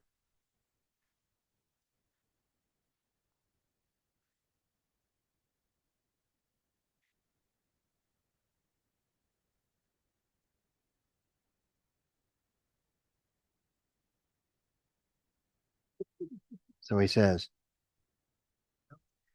we're going to do his next.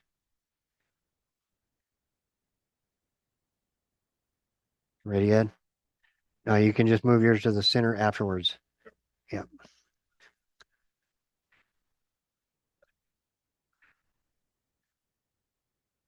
It's a, With the punch, so it's rounded on the bottom.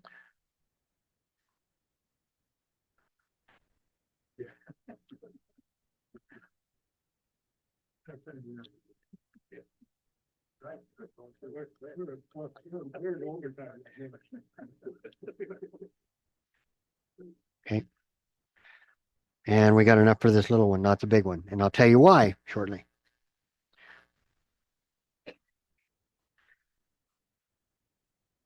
Once or twice. But I use PR. All the same. technique. Okay, if you guys look, it's starting to get thicker. Okay, thank you.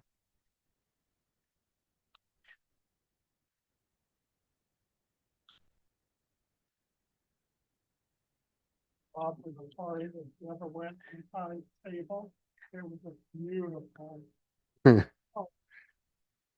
Yeah, covered. Cut it off. Much better than the elephant, the dog. Okay. We're perfect on timing. Perfect. Okay. Oh. Oh, did you put that on good? The top's not on. Oh, it doesn't say. There are. He drilled a couple. Here.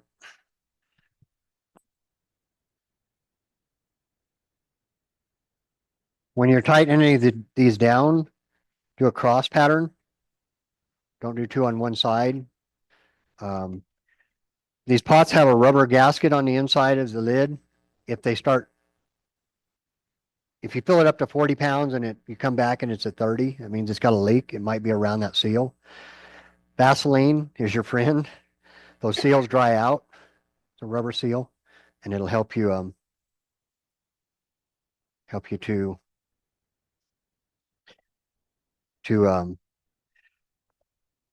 rehydrate that seal.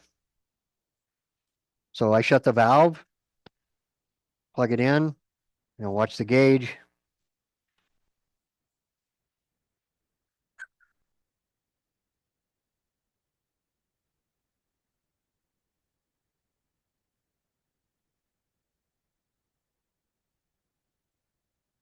My compressor at home, this had been done already a long time ago, but that's okay.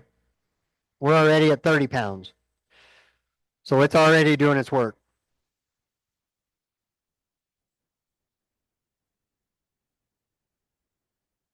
That's 40 right there. All right. That's a wrap.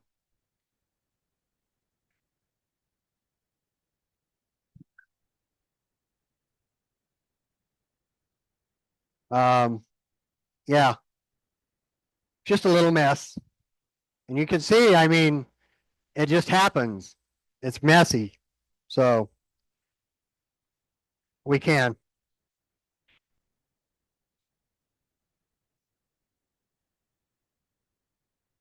Okay. Why do we run short on resin? Anybody want to guess?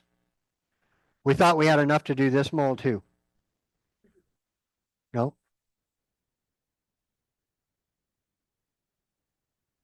The cup. So each one of these cups has probably an ounce in it, stuck to the side, including this one. So when I come up with my calculation, I normally add at least an ounce for every cup. So 1, 2, 3, 4, 5, 6 ounces more. 6 ounces more would have been 8. This is 8.7. And then I usually add a couple more on top, and that's why. You just always wind up short. So if you count your cups and add an extra ounce for it, because that, I guarantee you that much is stuck in it. What else? 79 cents, I think. 70 something cents. Yep. 1, 2, 3, 4, 5, 6 ounces of waste. So we wasted 5 something in resin, $5 worth of resin. Yeah. And honestly, if I was doing this and I only did 10 or 15 ounces and I only had 2 or 3 colors, you got less waste. But um,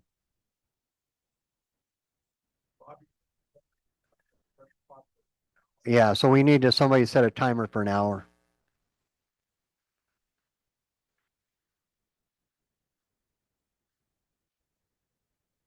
No, because they're part A and part B is mixed already when I poured it in. So those you can scrape, and in fact, you want to scrape them when you're stirring them to get all the pigment off the bottom and get it mixed in. You could actually scrape these, yeah. So you could get more out of them, but when you start running out of time, it's just this goes. Concentrate on your blanks. Um, we got this in plenty of time, and I wanted to show you this because let's see where we're at. I already got it on my hand.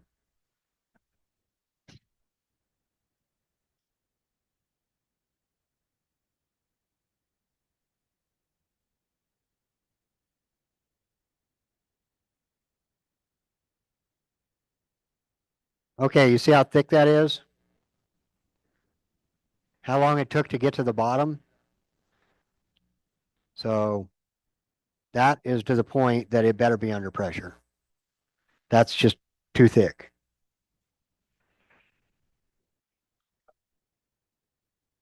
Go on up. You don't want to do that. I'm teasing you, man. It's all sticky. Yes, you could feel heat. I mean, literally, we can put a fresh glove on, and you could feel it. Yeah,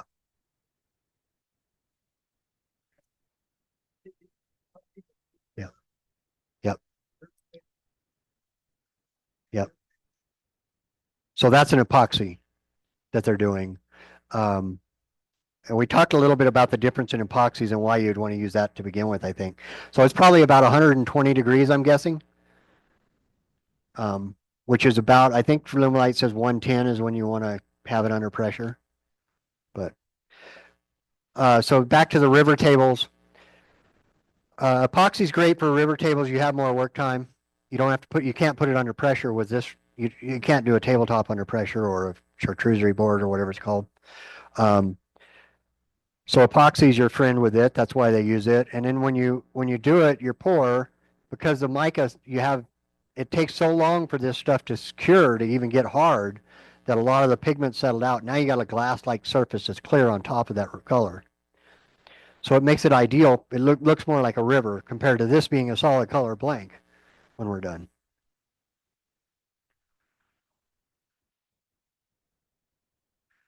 You pour it, and then as the bubbles start coming up and you get your pour done, they use a heat gun or a blowtorch and they heat the top surface of it, and that brings the bubbles to the top. And that's how they get rid of them. In fact, they'll do that a few times. Go ahead.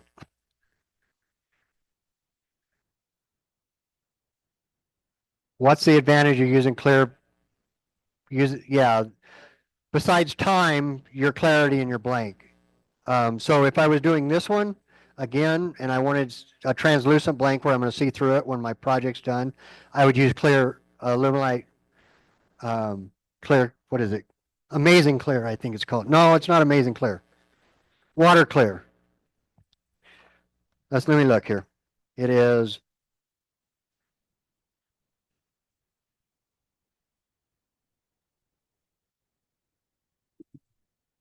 Water Clear. Don't get it confused because they have a upstairs. They have a Amazing Clear cast that's made by Alumilite. That's an epoxy. So don't get the label confused. Make sure you're buying what you know you're buying. Um, yeah, it doesn't yellow as much, and it'll stay more clear longer. Other than that, the difference with the clear slow, oh, I did it now. The difference with the clear slow and clear is just for timing. Um, you guys want to take a 10 or 15-minute break? Go to the bathroom, get a drink, whatever. Yeah, when we get back, we're gonna talk about stabilizing, and then we're gonna probably work on casting or turning a little bit, turning this stuff, and then we'll get this out too. One thing I forgot, uh, California Air Tools, which they actually sell them upstairs, has a really nice pressure pot that's already set up. You don't have to worry about converting a paint pot to do it. They're pretty decent pots. If I was going to buy one again today, I would be looking at them. I think they actually make them in 2 or 3 different sizes now.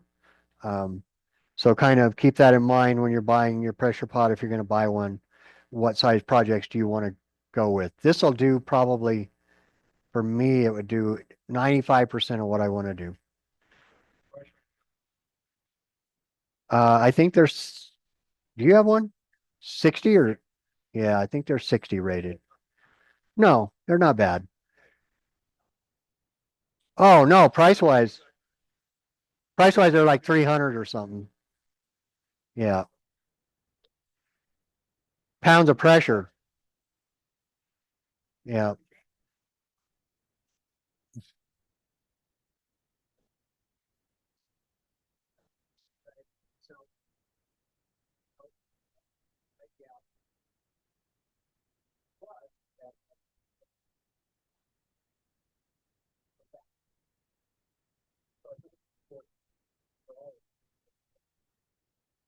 So let's talk about that a little bit right there. That's a good subject. He mentioned he got a deal on a pressure pot that's a pressure pot and a vacuum chamber can be converted either or.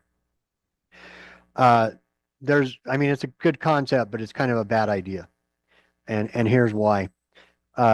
Any of your acrylic lids, your plastic lids with the cactus juice or stabilizing resins over time will, and it doesn't take much time, will start cracking. Um, and it's because it's a reaction to the fumes of the resin that's inside of it and the vacuum being pulled. So if you're going to go that route, there are a few of them out there that are doing it, but I would use I think it's called a glass vac, makes them. They actually use a glass top on top, but the pot is all your fittings go in the side; they don't go in the glass. But you can do pressure or vacuum with some of those, I think. Now, um, it's a little bit better process for longevity if you're trying to make your money get you the best out of it you can. Uh, Personally, we're going to stabilizing now.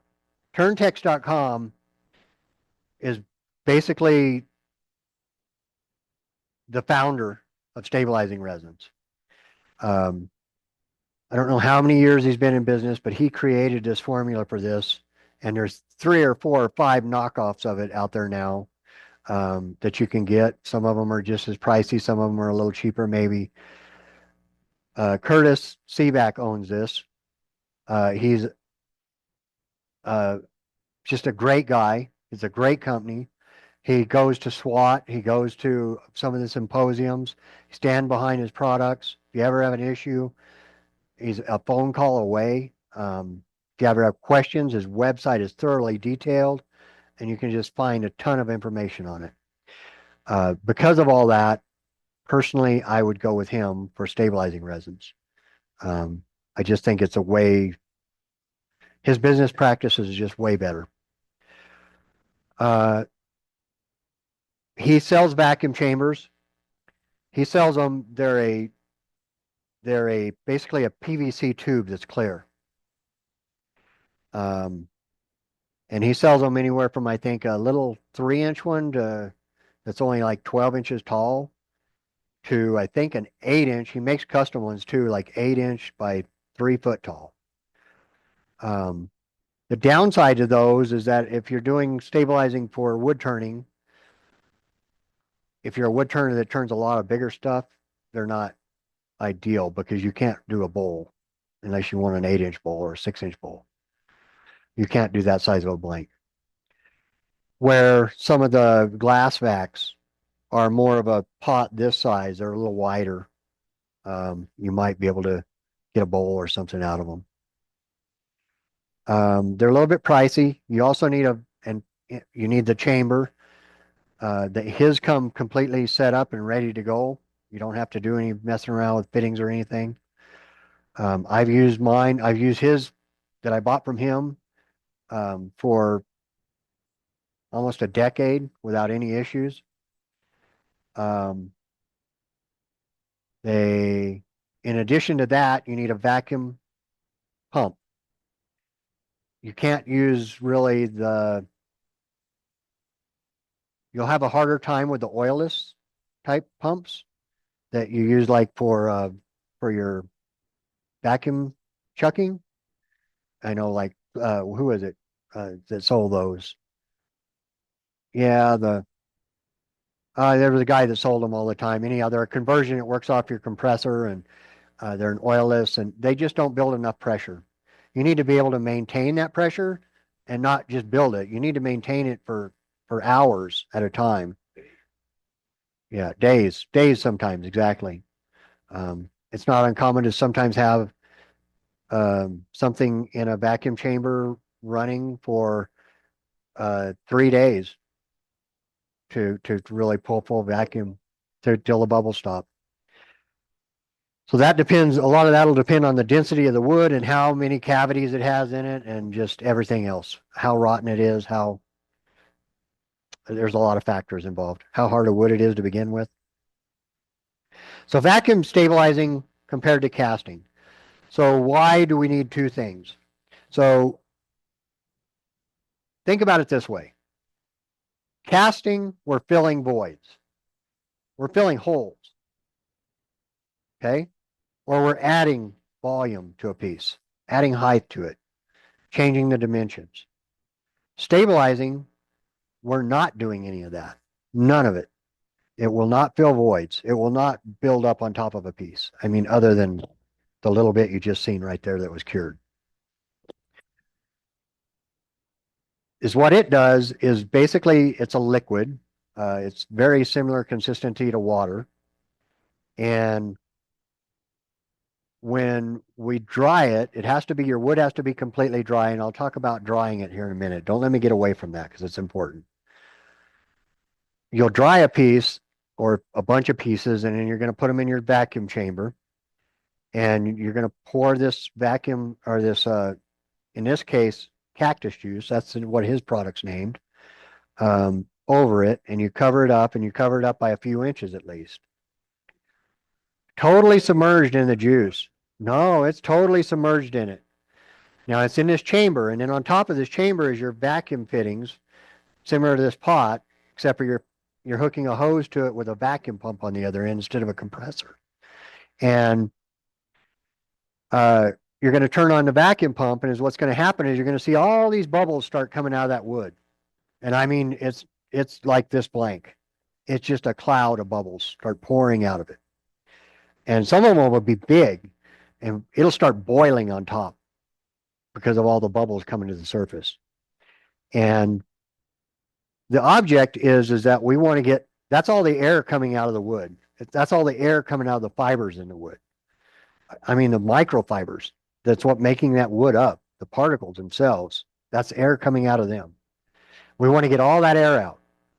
So those bubbles are pulling all that air out, and we want to wait until all the air is out. So basically, we were going to wait until we see like a bloop, bloop, just a few bubbles. That's acceptable. We don't necessarily have to wait 5 days until every single bubble stops for an hour. But when we get it to where there's just a few, a little trickle here and a little trickle there, we've got enough air out of it. And then what we're going to do is release the vacuum on it. And that immediate process that happens is what happens is it sucks liquid in to the wood, into all those fibers to replace that. It has to equalize. So it sucks all that liquid in, and it replaces the air that was in there with liquid. So now we have these fibers in this wood that are just soaked. I mean, they're soaked throughout completely. And we can take it out then and cure it.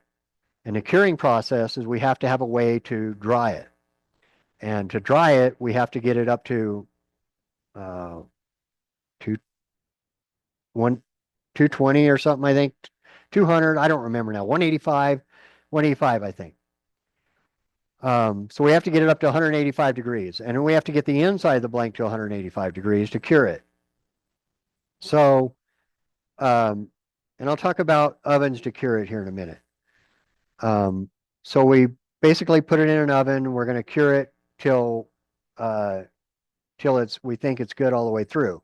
And when we think it's good, by that I mean he'll tell you that it's going to take at least a couple hours to cure it, and it may take longer than that. And basically, you can open up your oven, and the outside of it, if you can see liquid on it still, it's not cured. Shut your oven right away and continue on. Go another hour. And then you keep doing that until you wind up with a little bit of a crust on the outside like that.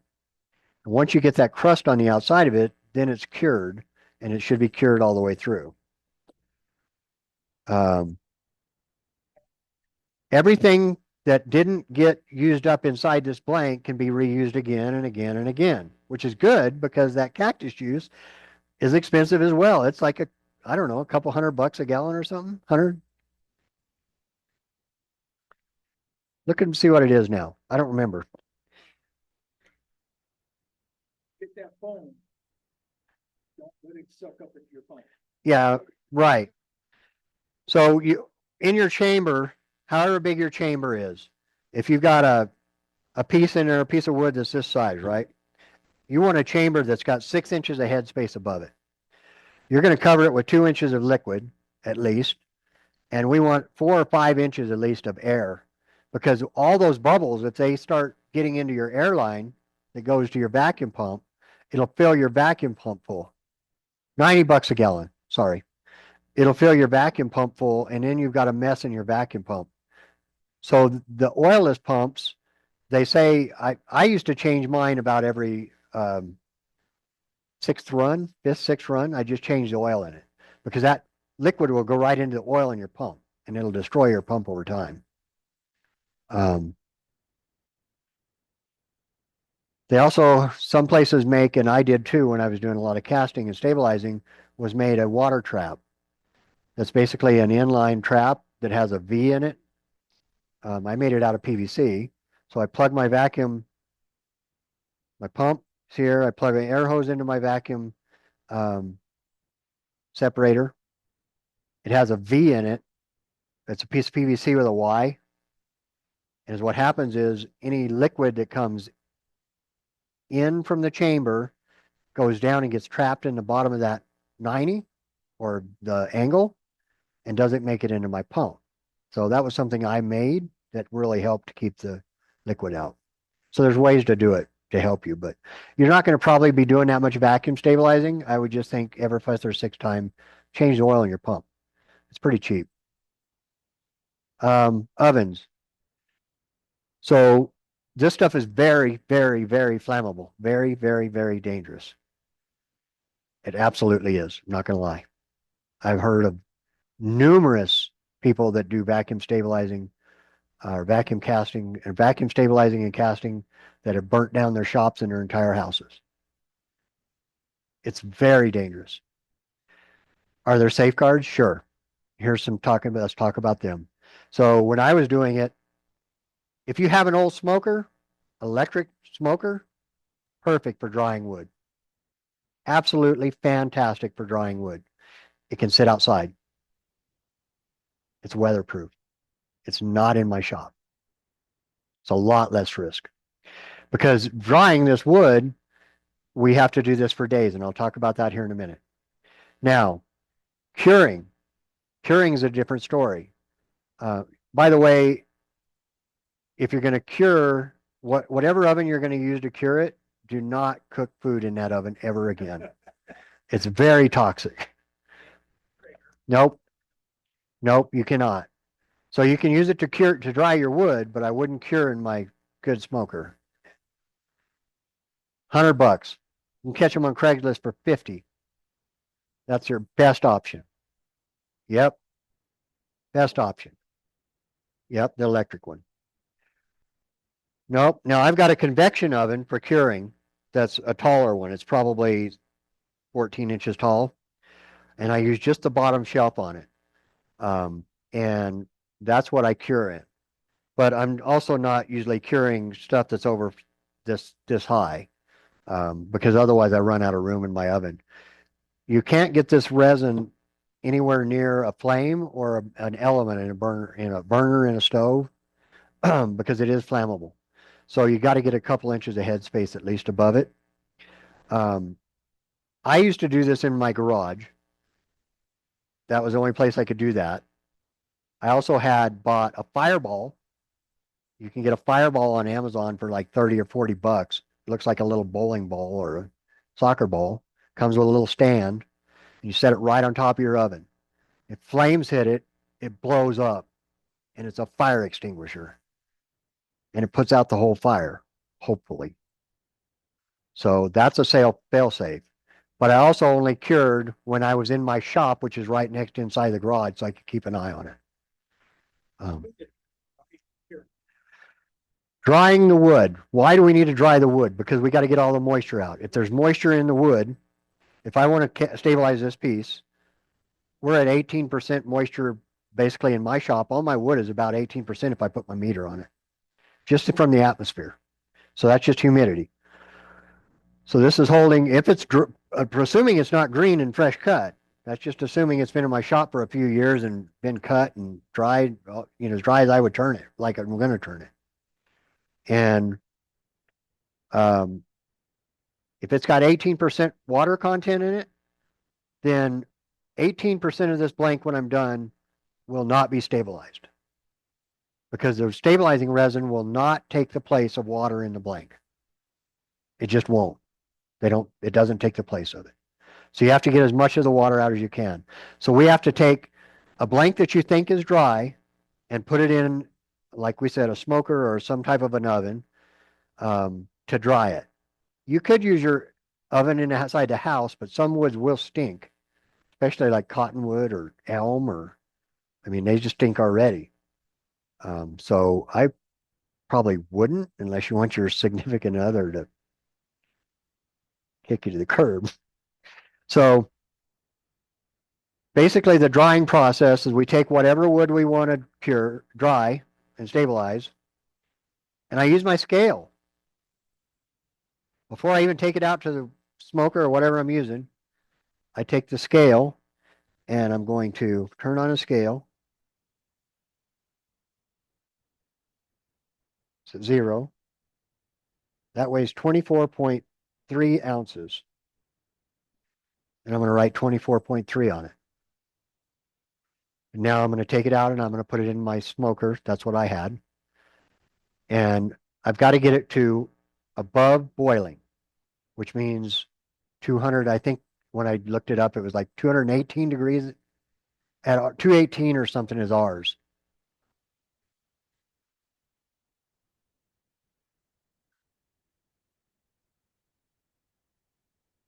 So it's at what?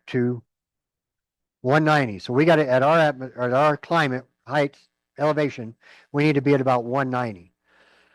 So 190, I always did like 210. It can go a little hotter. That's fine. Set it for 210. Set a timer for 24 hours. Run it for 24 hours. Pull it out. Goes back on the scale. If it lost weight, it goes back in the smoker. And I do it another 24 hours. And then when at 24 hours, I take it out. If it lost weight, it goes back in the smoker.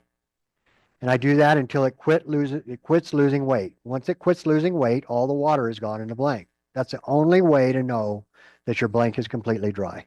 You cannot use a moisture meter. I can tell you that typically most of the stuff, I could run my smoker full of it and about 3 days would usually be max for the most part, unless it was fairly fresh cut. And then it could go weeks. So once I determined that it quit losing weight, the next thing that happens is you get a big gallon Ziploc bag and immediately drop it inside that bag. Freezer bag, seal it up. What happens if you don't? It's sucking up moisture right out of the air. So we just defeated our purpose. So now that bag can go down and sit in my shop for 3 months until I'm ready to do my next cast with it. When I'm ready to use it, then I would do my stabilizing, like we just talked about, drop it in my chamber, submerge it with liquid, a couple inches above, pull vacuum on it, wait till the bubbles stop, which could be 3 hours or 3 days. Release vacuum, and then it goes into the curing oven. So the curing oven then, we need to get it. I think it's Alumilite says 185, or not Alumilite, but Turntech says 185 on their resin. We have to get it above that temperature, and we want to maintain that as close as we can. So I would take a oven thermometer and set it in my convection oven and try to get it maintained as close as I can, because with convection ovens, they have a cycle. So if you set it for 185, it might click off at 200 and it might click back on at 160. But it's trying to maintain 185 the best it can. But we don't want to get it too hot, because the hotter we get it, the more liquid drains out of the blank before it cures. So that's kind of the downside to that. Turntex used to sell a PID controller, and I still have one, and I used it on all my blanks, which is great. It's a great product. But they don't make it anymore because it was just such a hassle for some people, I think. Um, but it maintained the temperature exactly. It would make the oven kick on like 4 degrees less and like 4 degrees over. So it's just a little bit better process. He still recommends wrapping in. Yeah, he does recommend you wrap in aluminum foil, and that's a good point. Let's talk about that. So he would, once this blank is penetrated with the stabilizing resin, he would take it out and he would wrap it in foil. And that's to help with your fire, your flames, your flame issues. If it's wrapped in foil, there's less chance of the flames or the fumes hitting the burner or a drip hitting the burner because it controls all the drips. The downside is to that is you wind up with, when you start peeling off the foil, you wind up with foil stuck to the bottom, just a layer of it, and up the side some too. And it's a big mess. And it's okay if you're doing a flat blank like this. But if you're doing a piece of burl and you get resin on this top surface, it's almost impossible to get off. And you just ruin that piece of burl. So in that case, is what I always did was, first of all, I don't use foil. I was always doing burl. So I don't use foil. And I set it on here to where it would run off. The liquid would run off and not cure on the outside of the surface on the sides where I want it. So the puddle's underneath. That I can sand off. That's easy.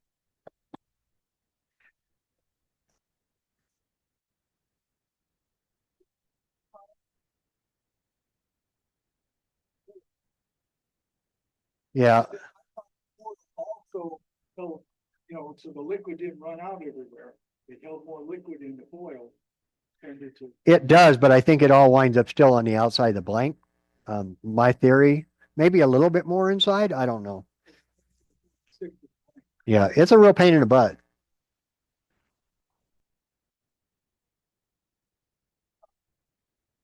Yeah, it'll trip your saw stop. So one of the next things is safety on your drying oven. That's the big concern. The drying oven's where most of the fires happened. Your curing oven, I mean.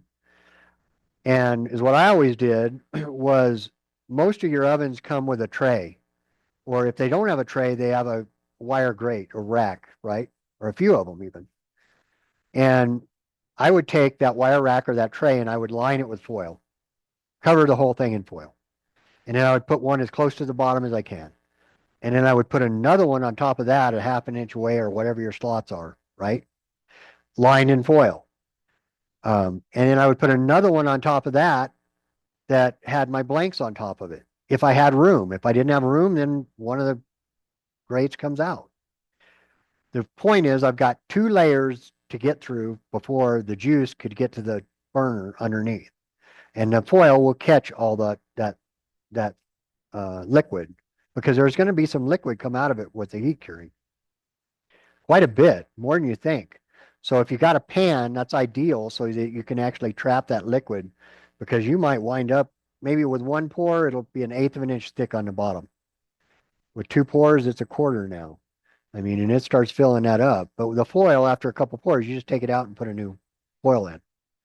And that helped. Pin blank. Absolutely. So the question is, do you cut your pin blanks or your pieces to size before you stabilize them? Absolutely. And here's why. Do you have a question?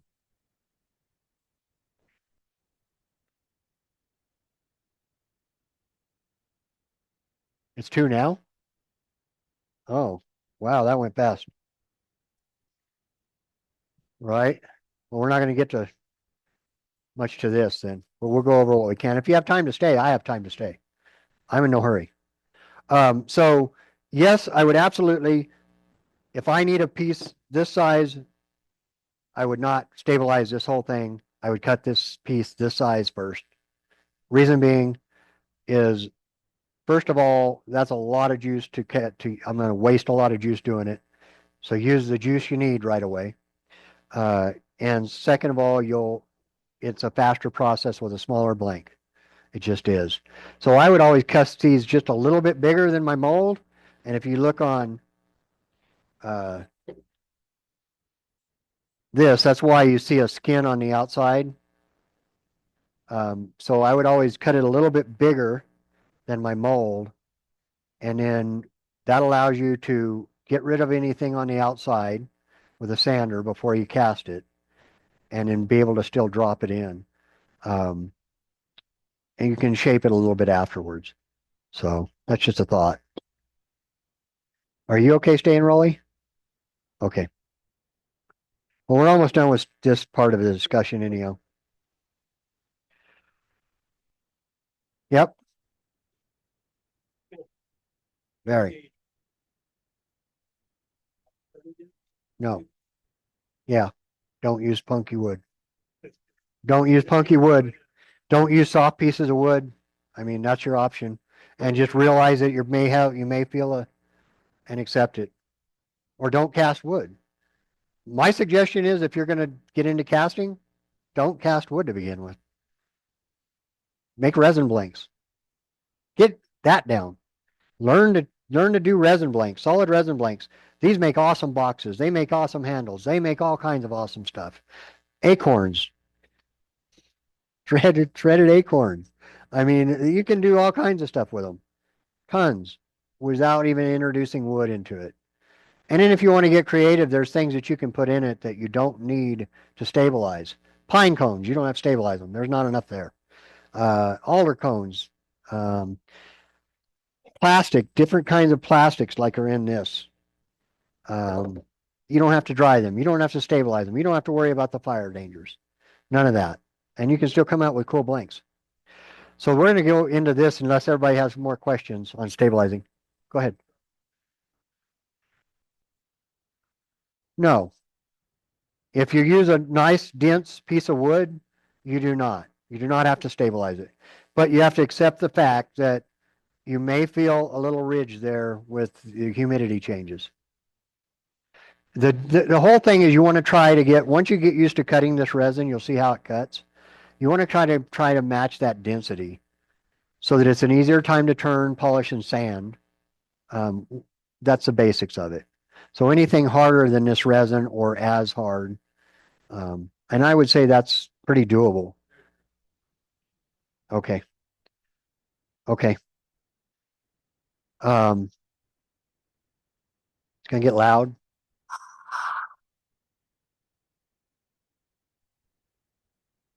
And that's just partially open. Um,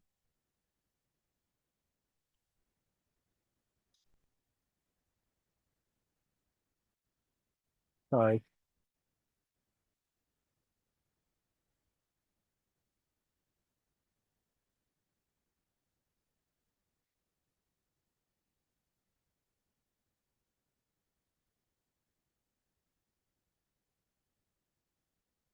Yeah, if I was somebody new to this all, I would worry about stabilizing later. Stabilizing is a whole nother thing. It really is. Very, very warm. Very, very cured.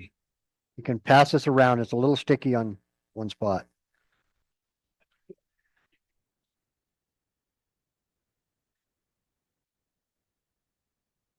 Talking about your colors. So that's what we came out with just already. Um, so these ones, nice. Heck, how easy that was. All right. This one, where is it? I passed it around. Is that the one with oh, that's got a plastic bottom too. Oh, we didn't cast that one. That one we would have to unscrew it and then it would pop off. It might take a little bit of work. The tape ones. So the tape ones, then you just unwrap.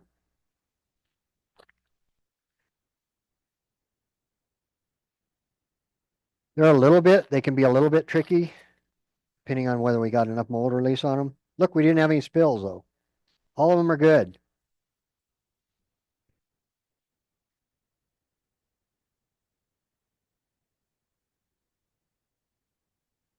There is. So this comes with the grizzly pots. This has a round bottom in it. If it doesn't come, your pot doesn't come with that and it's got a round bottom in it, try to buy a little piece of HDPE plastic and cut it a circle and it'll fit right down in level.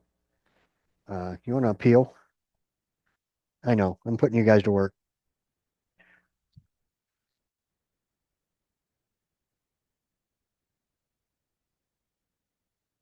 You don't have to get it all off the bottom if you don't want to, but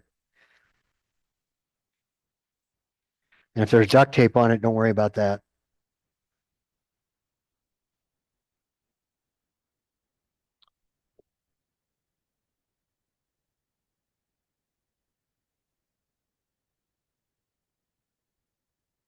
Only because I probably had some mold release on the outside and the duct tape will stick better. Yep. Look at that. Pulling that out and it came right out. So if it didn't want to come right out, this one's going to come out too. We used enough mold release. Sometimes they'll be stubborn. If they're stubborn, no, they're not rubbery at all. I mean, the top edge right there is, but they're definitely warm. So if I had one stuck in a mold and it wouldn't come out, you need to figure out a way to block it up to where that it's just on the outside. Set this on a hard surface like a concrete surface, not on your workbench. It's going to flex when you hit it with a hammer. You're going to literally hit it with a hammer. Put it on a concrete surface and take a hammer and give it a good whack. If you're worried about damaging your mold, I use a socket.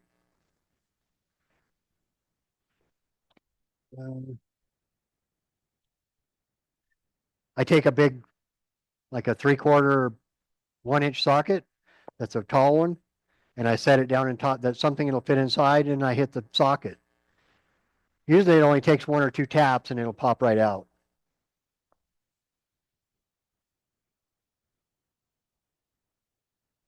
I didn't mix it all. Nope. Did not mix it all. And we got pretty good mix already. In fact, if you have time, we'll do a little quick show you.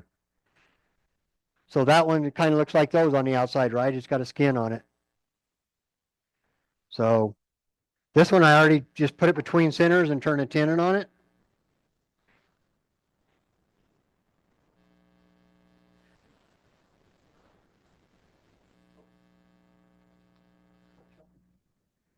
It's a record power. Record power chuck. I get them from Turner's Warehouse. They're about 89 bucks. Pretty cheap. They have 4 different sizes. And they're nice because or at least this one is a gear driven. Let's talk turning them. A lot of guys, because a lot of pin turners were doing these originally, the thing to use on them was carbide. You can certainly use carbide, but to me, carbide is scraping. And if it's out of round, which this one's out of round, you'll get more chipping. And we're going to see, I'm going to show you chipping.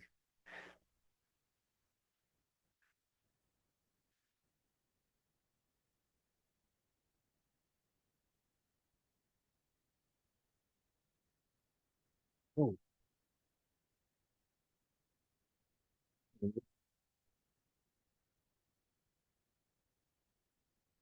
I'll lose a mic.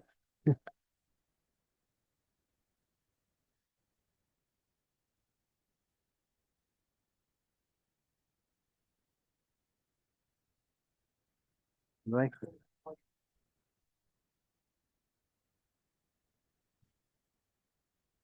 That better? Okay. Yeah, yeah.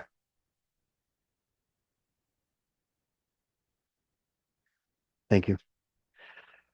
So the number of ways you can turn this, you're going to see that this one's out of balance a little bit.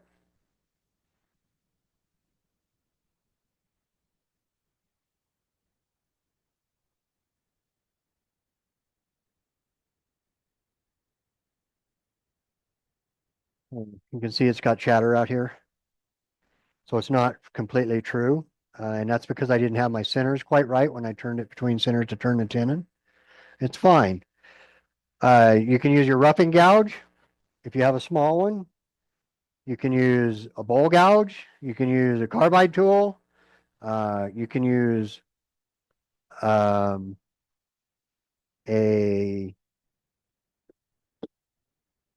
tool like this that's just going to scrape.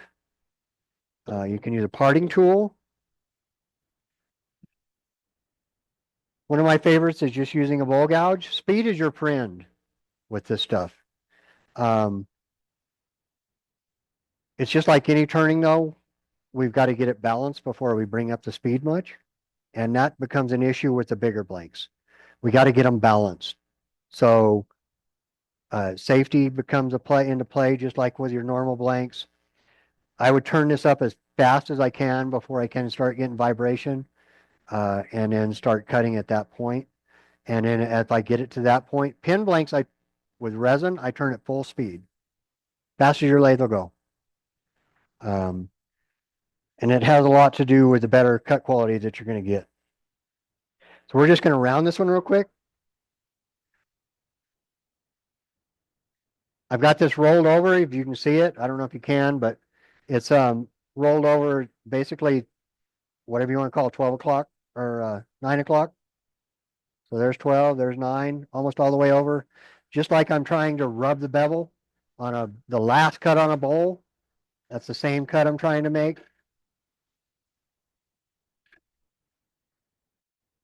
And here's what we don't want to hear. If you turn the lathe speed down, that's what we don't want to hear. That's chipping. And if you could see this, you're going to see all kinds of little pits in it. And those pits now I have to turn however deep to get rid of them. Those are chunks coming off.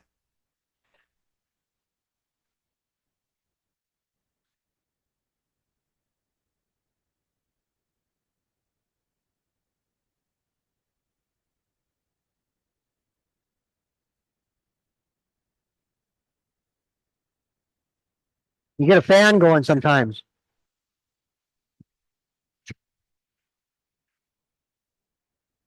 Now at home, I have fake hair.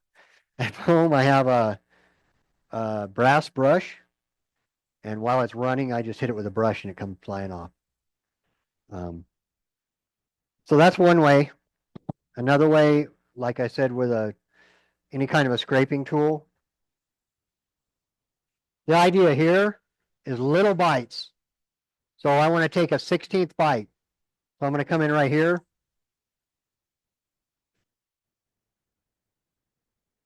And I'm going to come in again. And I'm going to come in again. And I'm going to come in again. I'm going to keep biting. Small bites. And you can see how fast you can turn away a lot of material with this tool.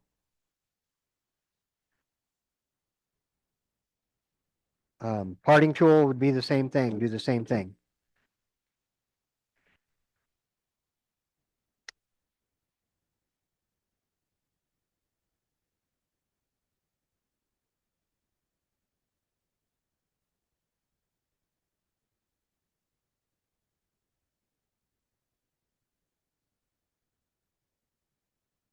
Okay. If you're using a carbide tool, a good tip with this stuff too is to try to get a least aggressive cut as you can and not a full scrape. I wouldn't use a complete square carbide tool.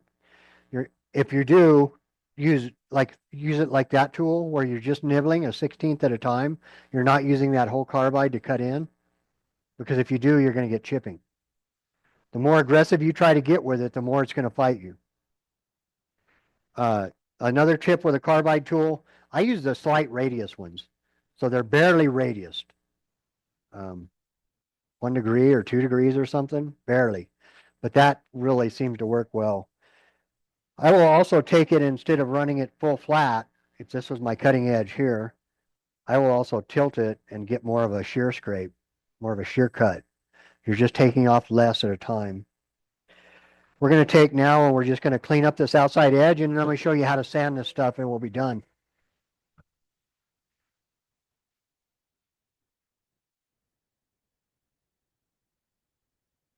So I'm just scraping here with the edge of the bottom edge.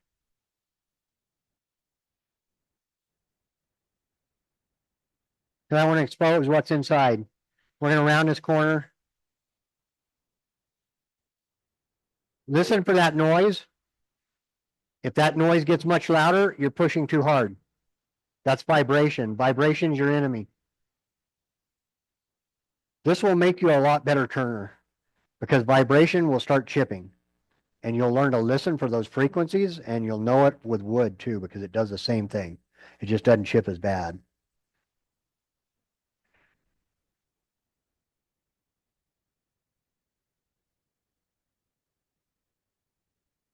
All right, let's see if we have any tool marks on that outside end. If we don't, we will proceed. We don't. There's still a divot in it, but that's okay. Let me see if I can take that divot out.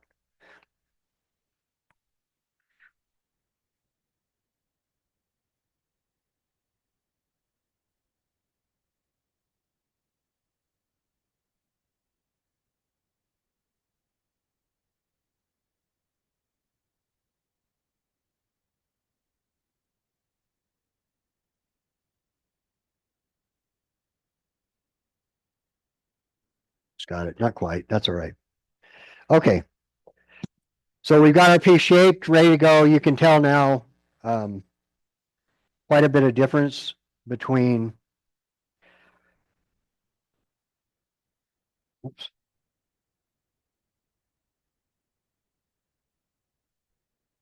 between the outside. You're starting to see patterns now compared to just big splotchy areas. You can see what more of the inside is going to look like. So the ideal thing is when we get our turning complete, you won't see any tool marks. When you're done turning, your tool marks are gone. If you can do that, it makes your life so much easier. If you can't do that, you're going to spend a lot of time getting rid of. Raleigh, can you pour a little water out of my jug into this? This has soap in it, by the way, so don't freak out. How does that negative rate straight like that? Negative rate? Negative rake works great with it. Yep. Again, I would use a slight radius one. That's the ideal. Or if you're using a negative rake scraper, that's ideal too. Just have a little curve in your tool. Zona paper. This is your friend when it comes to this stuff. It starts at about 600 grit. One more time.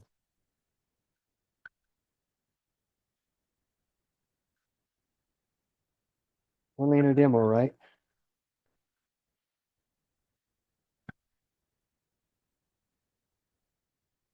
It starts at 600 grit and goes to 22,000.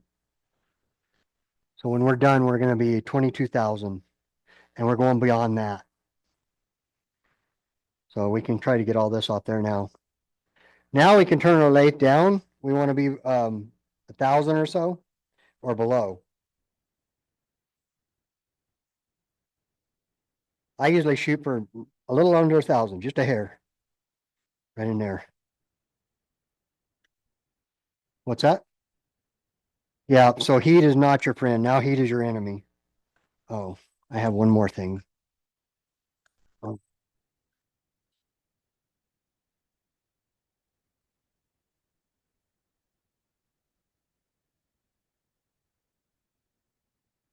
The plastic bag is to protect this lathe. Protect your lathe at home, your bedways, because you're dealing with water here. And then I just use paste wax on mine after, but oh, Zona paper. So this starts at 600 and goes up to 22,000. I'm actually going to start at 400. This is just a wet dry paper. Zona polishing paper is made by 3M. You can get it on Amazon. Make sure you get the 6-pack assortment. And it's a wet or dry product. They have 2 different ones. One's for sanding, one's for polishing. This stuff lasts forever. And by that, I mean, we're going to use, to do this piece, I cut it into 1-inch strips or 1/2 inch, 3/4, whatever. I staple the top and then I cut it. The reason to do that is if you look at the white one, you cannot tell which is the polishing side and which is the backing. So I know here that the rough side is always the side I'm using, and I just work through.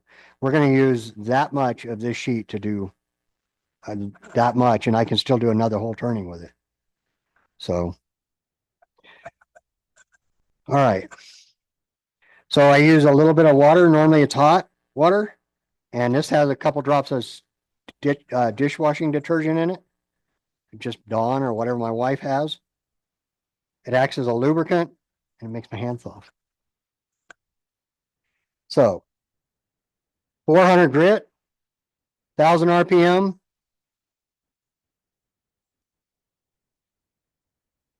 Using the water as a lubricant. Start, keep dipping.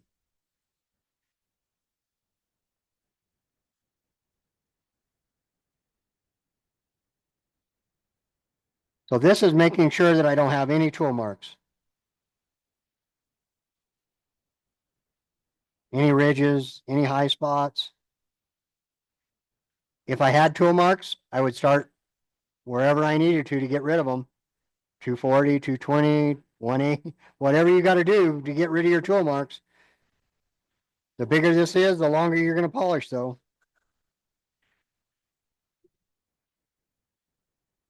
Sure. Absolutely.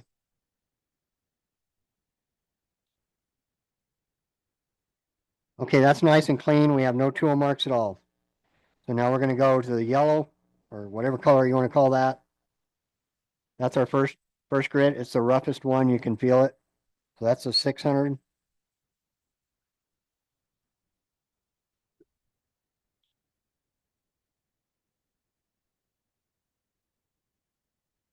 No, I did not. Um, no, I started doing it quite a while, quite a few years ago. It just seems to help a little bit. The nice part about this stuff too, compared to micro mesh, or not micro mesh, but your what are those micro pads? Instead of them, for one, it goes to a higher grit. The second one is that this actually is like a cloth, and it'll allow the slurry to go through it. So it does, yeah, it doesn't build up on top, which is really a big plus. Now, one thing I will say, if you're doing a hybrid turning and you're not stabilizing it, so it's just wood, it has no stabilizing resin in it at all, don't use water. Don't use water as your lubricant. Use oil. Use foil linseed oil, walnut oil, orange, what is it? Okay, orange oil. Mineral oil. Any of those will work as a lubricant, and you're not raising the fibers so much on your wood. Yeah. So I would use oil for the whole process, and the oil will work with this stuff just as well. It's just that it creates more of a thick slurry. So replace the water with the oil and do the same process.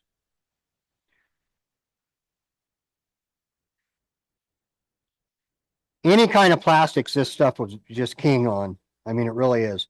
So look at the slurry already coming off of this. It'll be a built up powdery mess in the bottom of this if I let it dry. So on a pin blank, I can tell you this.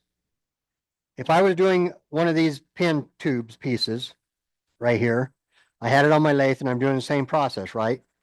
I literally will go from one end to the other and I just go slow and I count 1, 2, 3, Every time I get to one end, I count. And I get to 20.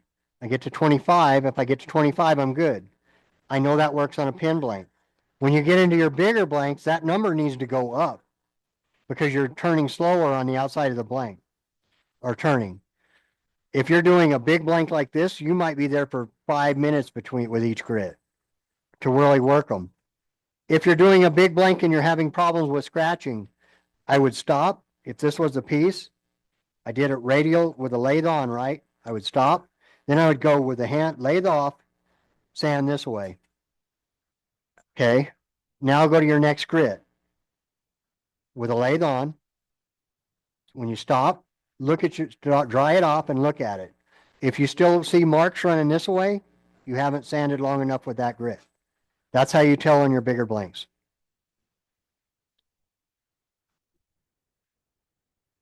I don't, I just go forward.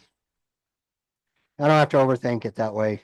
I mean, I'm not raising fibers here by smoothing them over. So that's probably good on that one. We're going to go to this one. We're just going to keep working it. Keep it wet.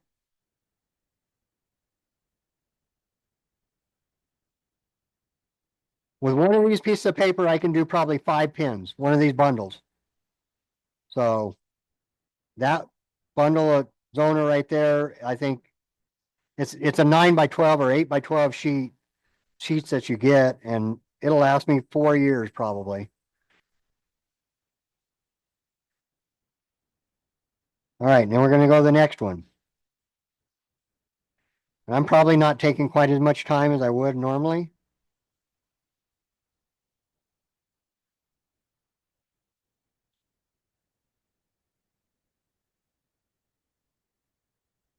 Absolutely.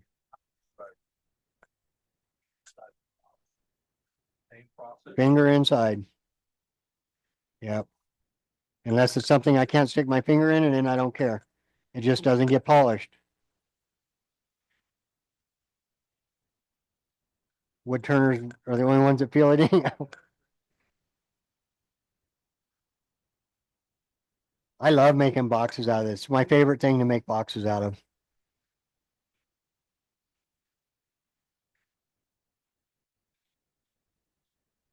We're almost done. 3 or 4 minutes.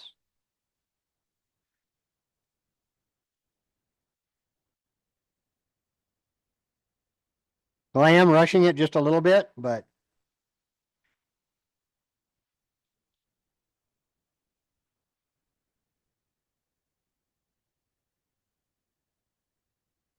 $22,000.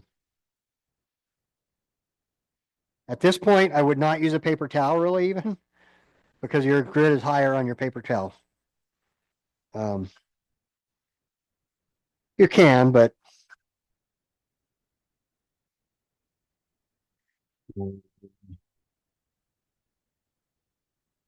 one more step.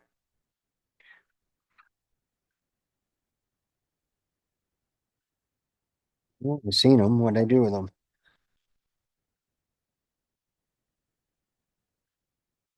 I have some little cotton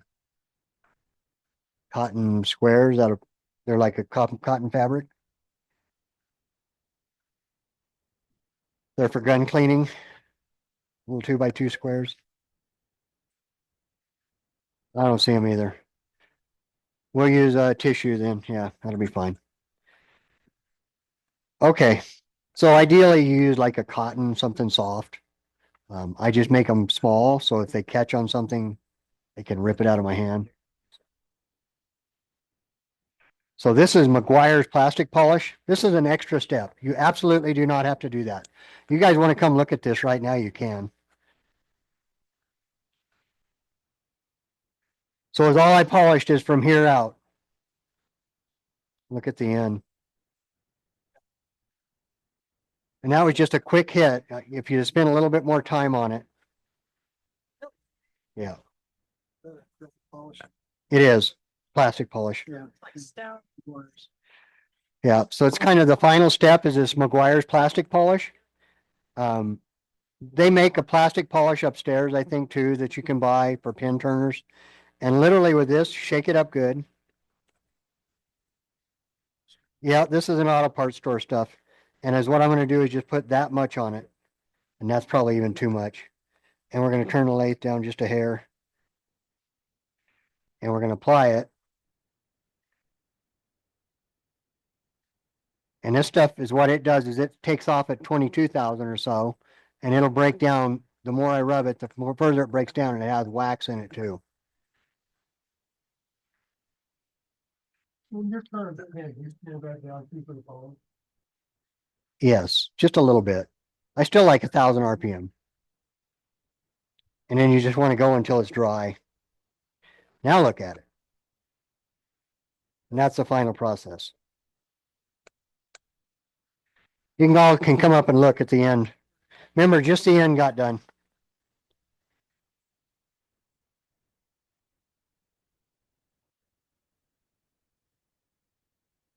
So don't make it harder than it is. Speed is your friend. It really is. Try to get that lathe up when you're turning as fast as you can. And you feel safe doing it. Fast as you feel safe. What's that? Man. Right. All right. Any questions? Thank you, Bob. You're Good job. Yep. only a half hour over.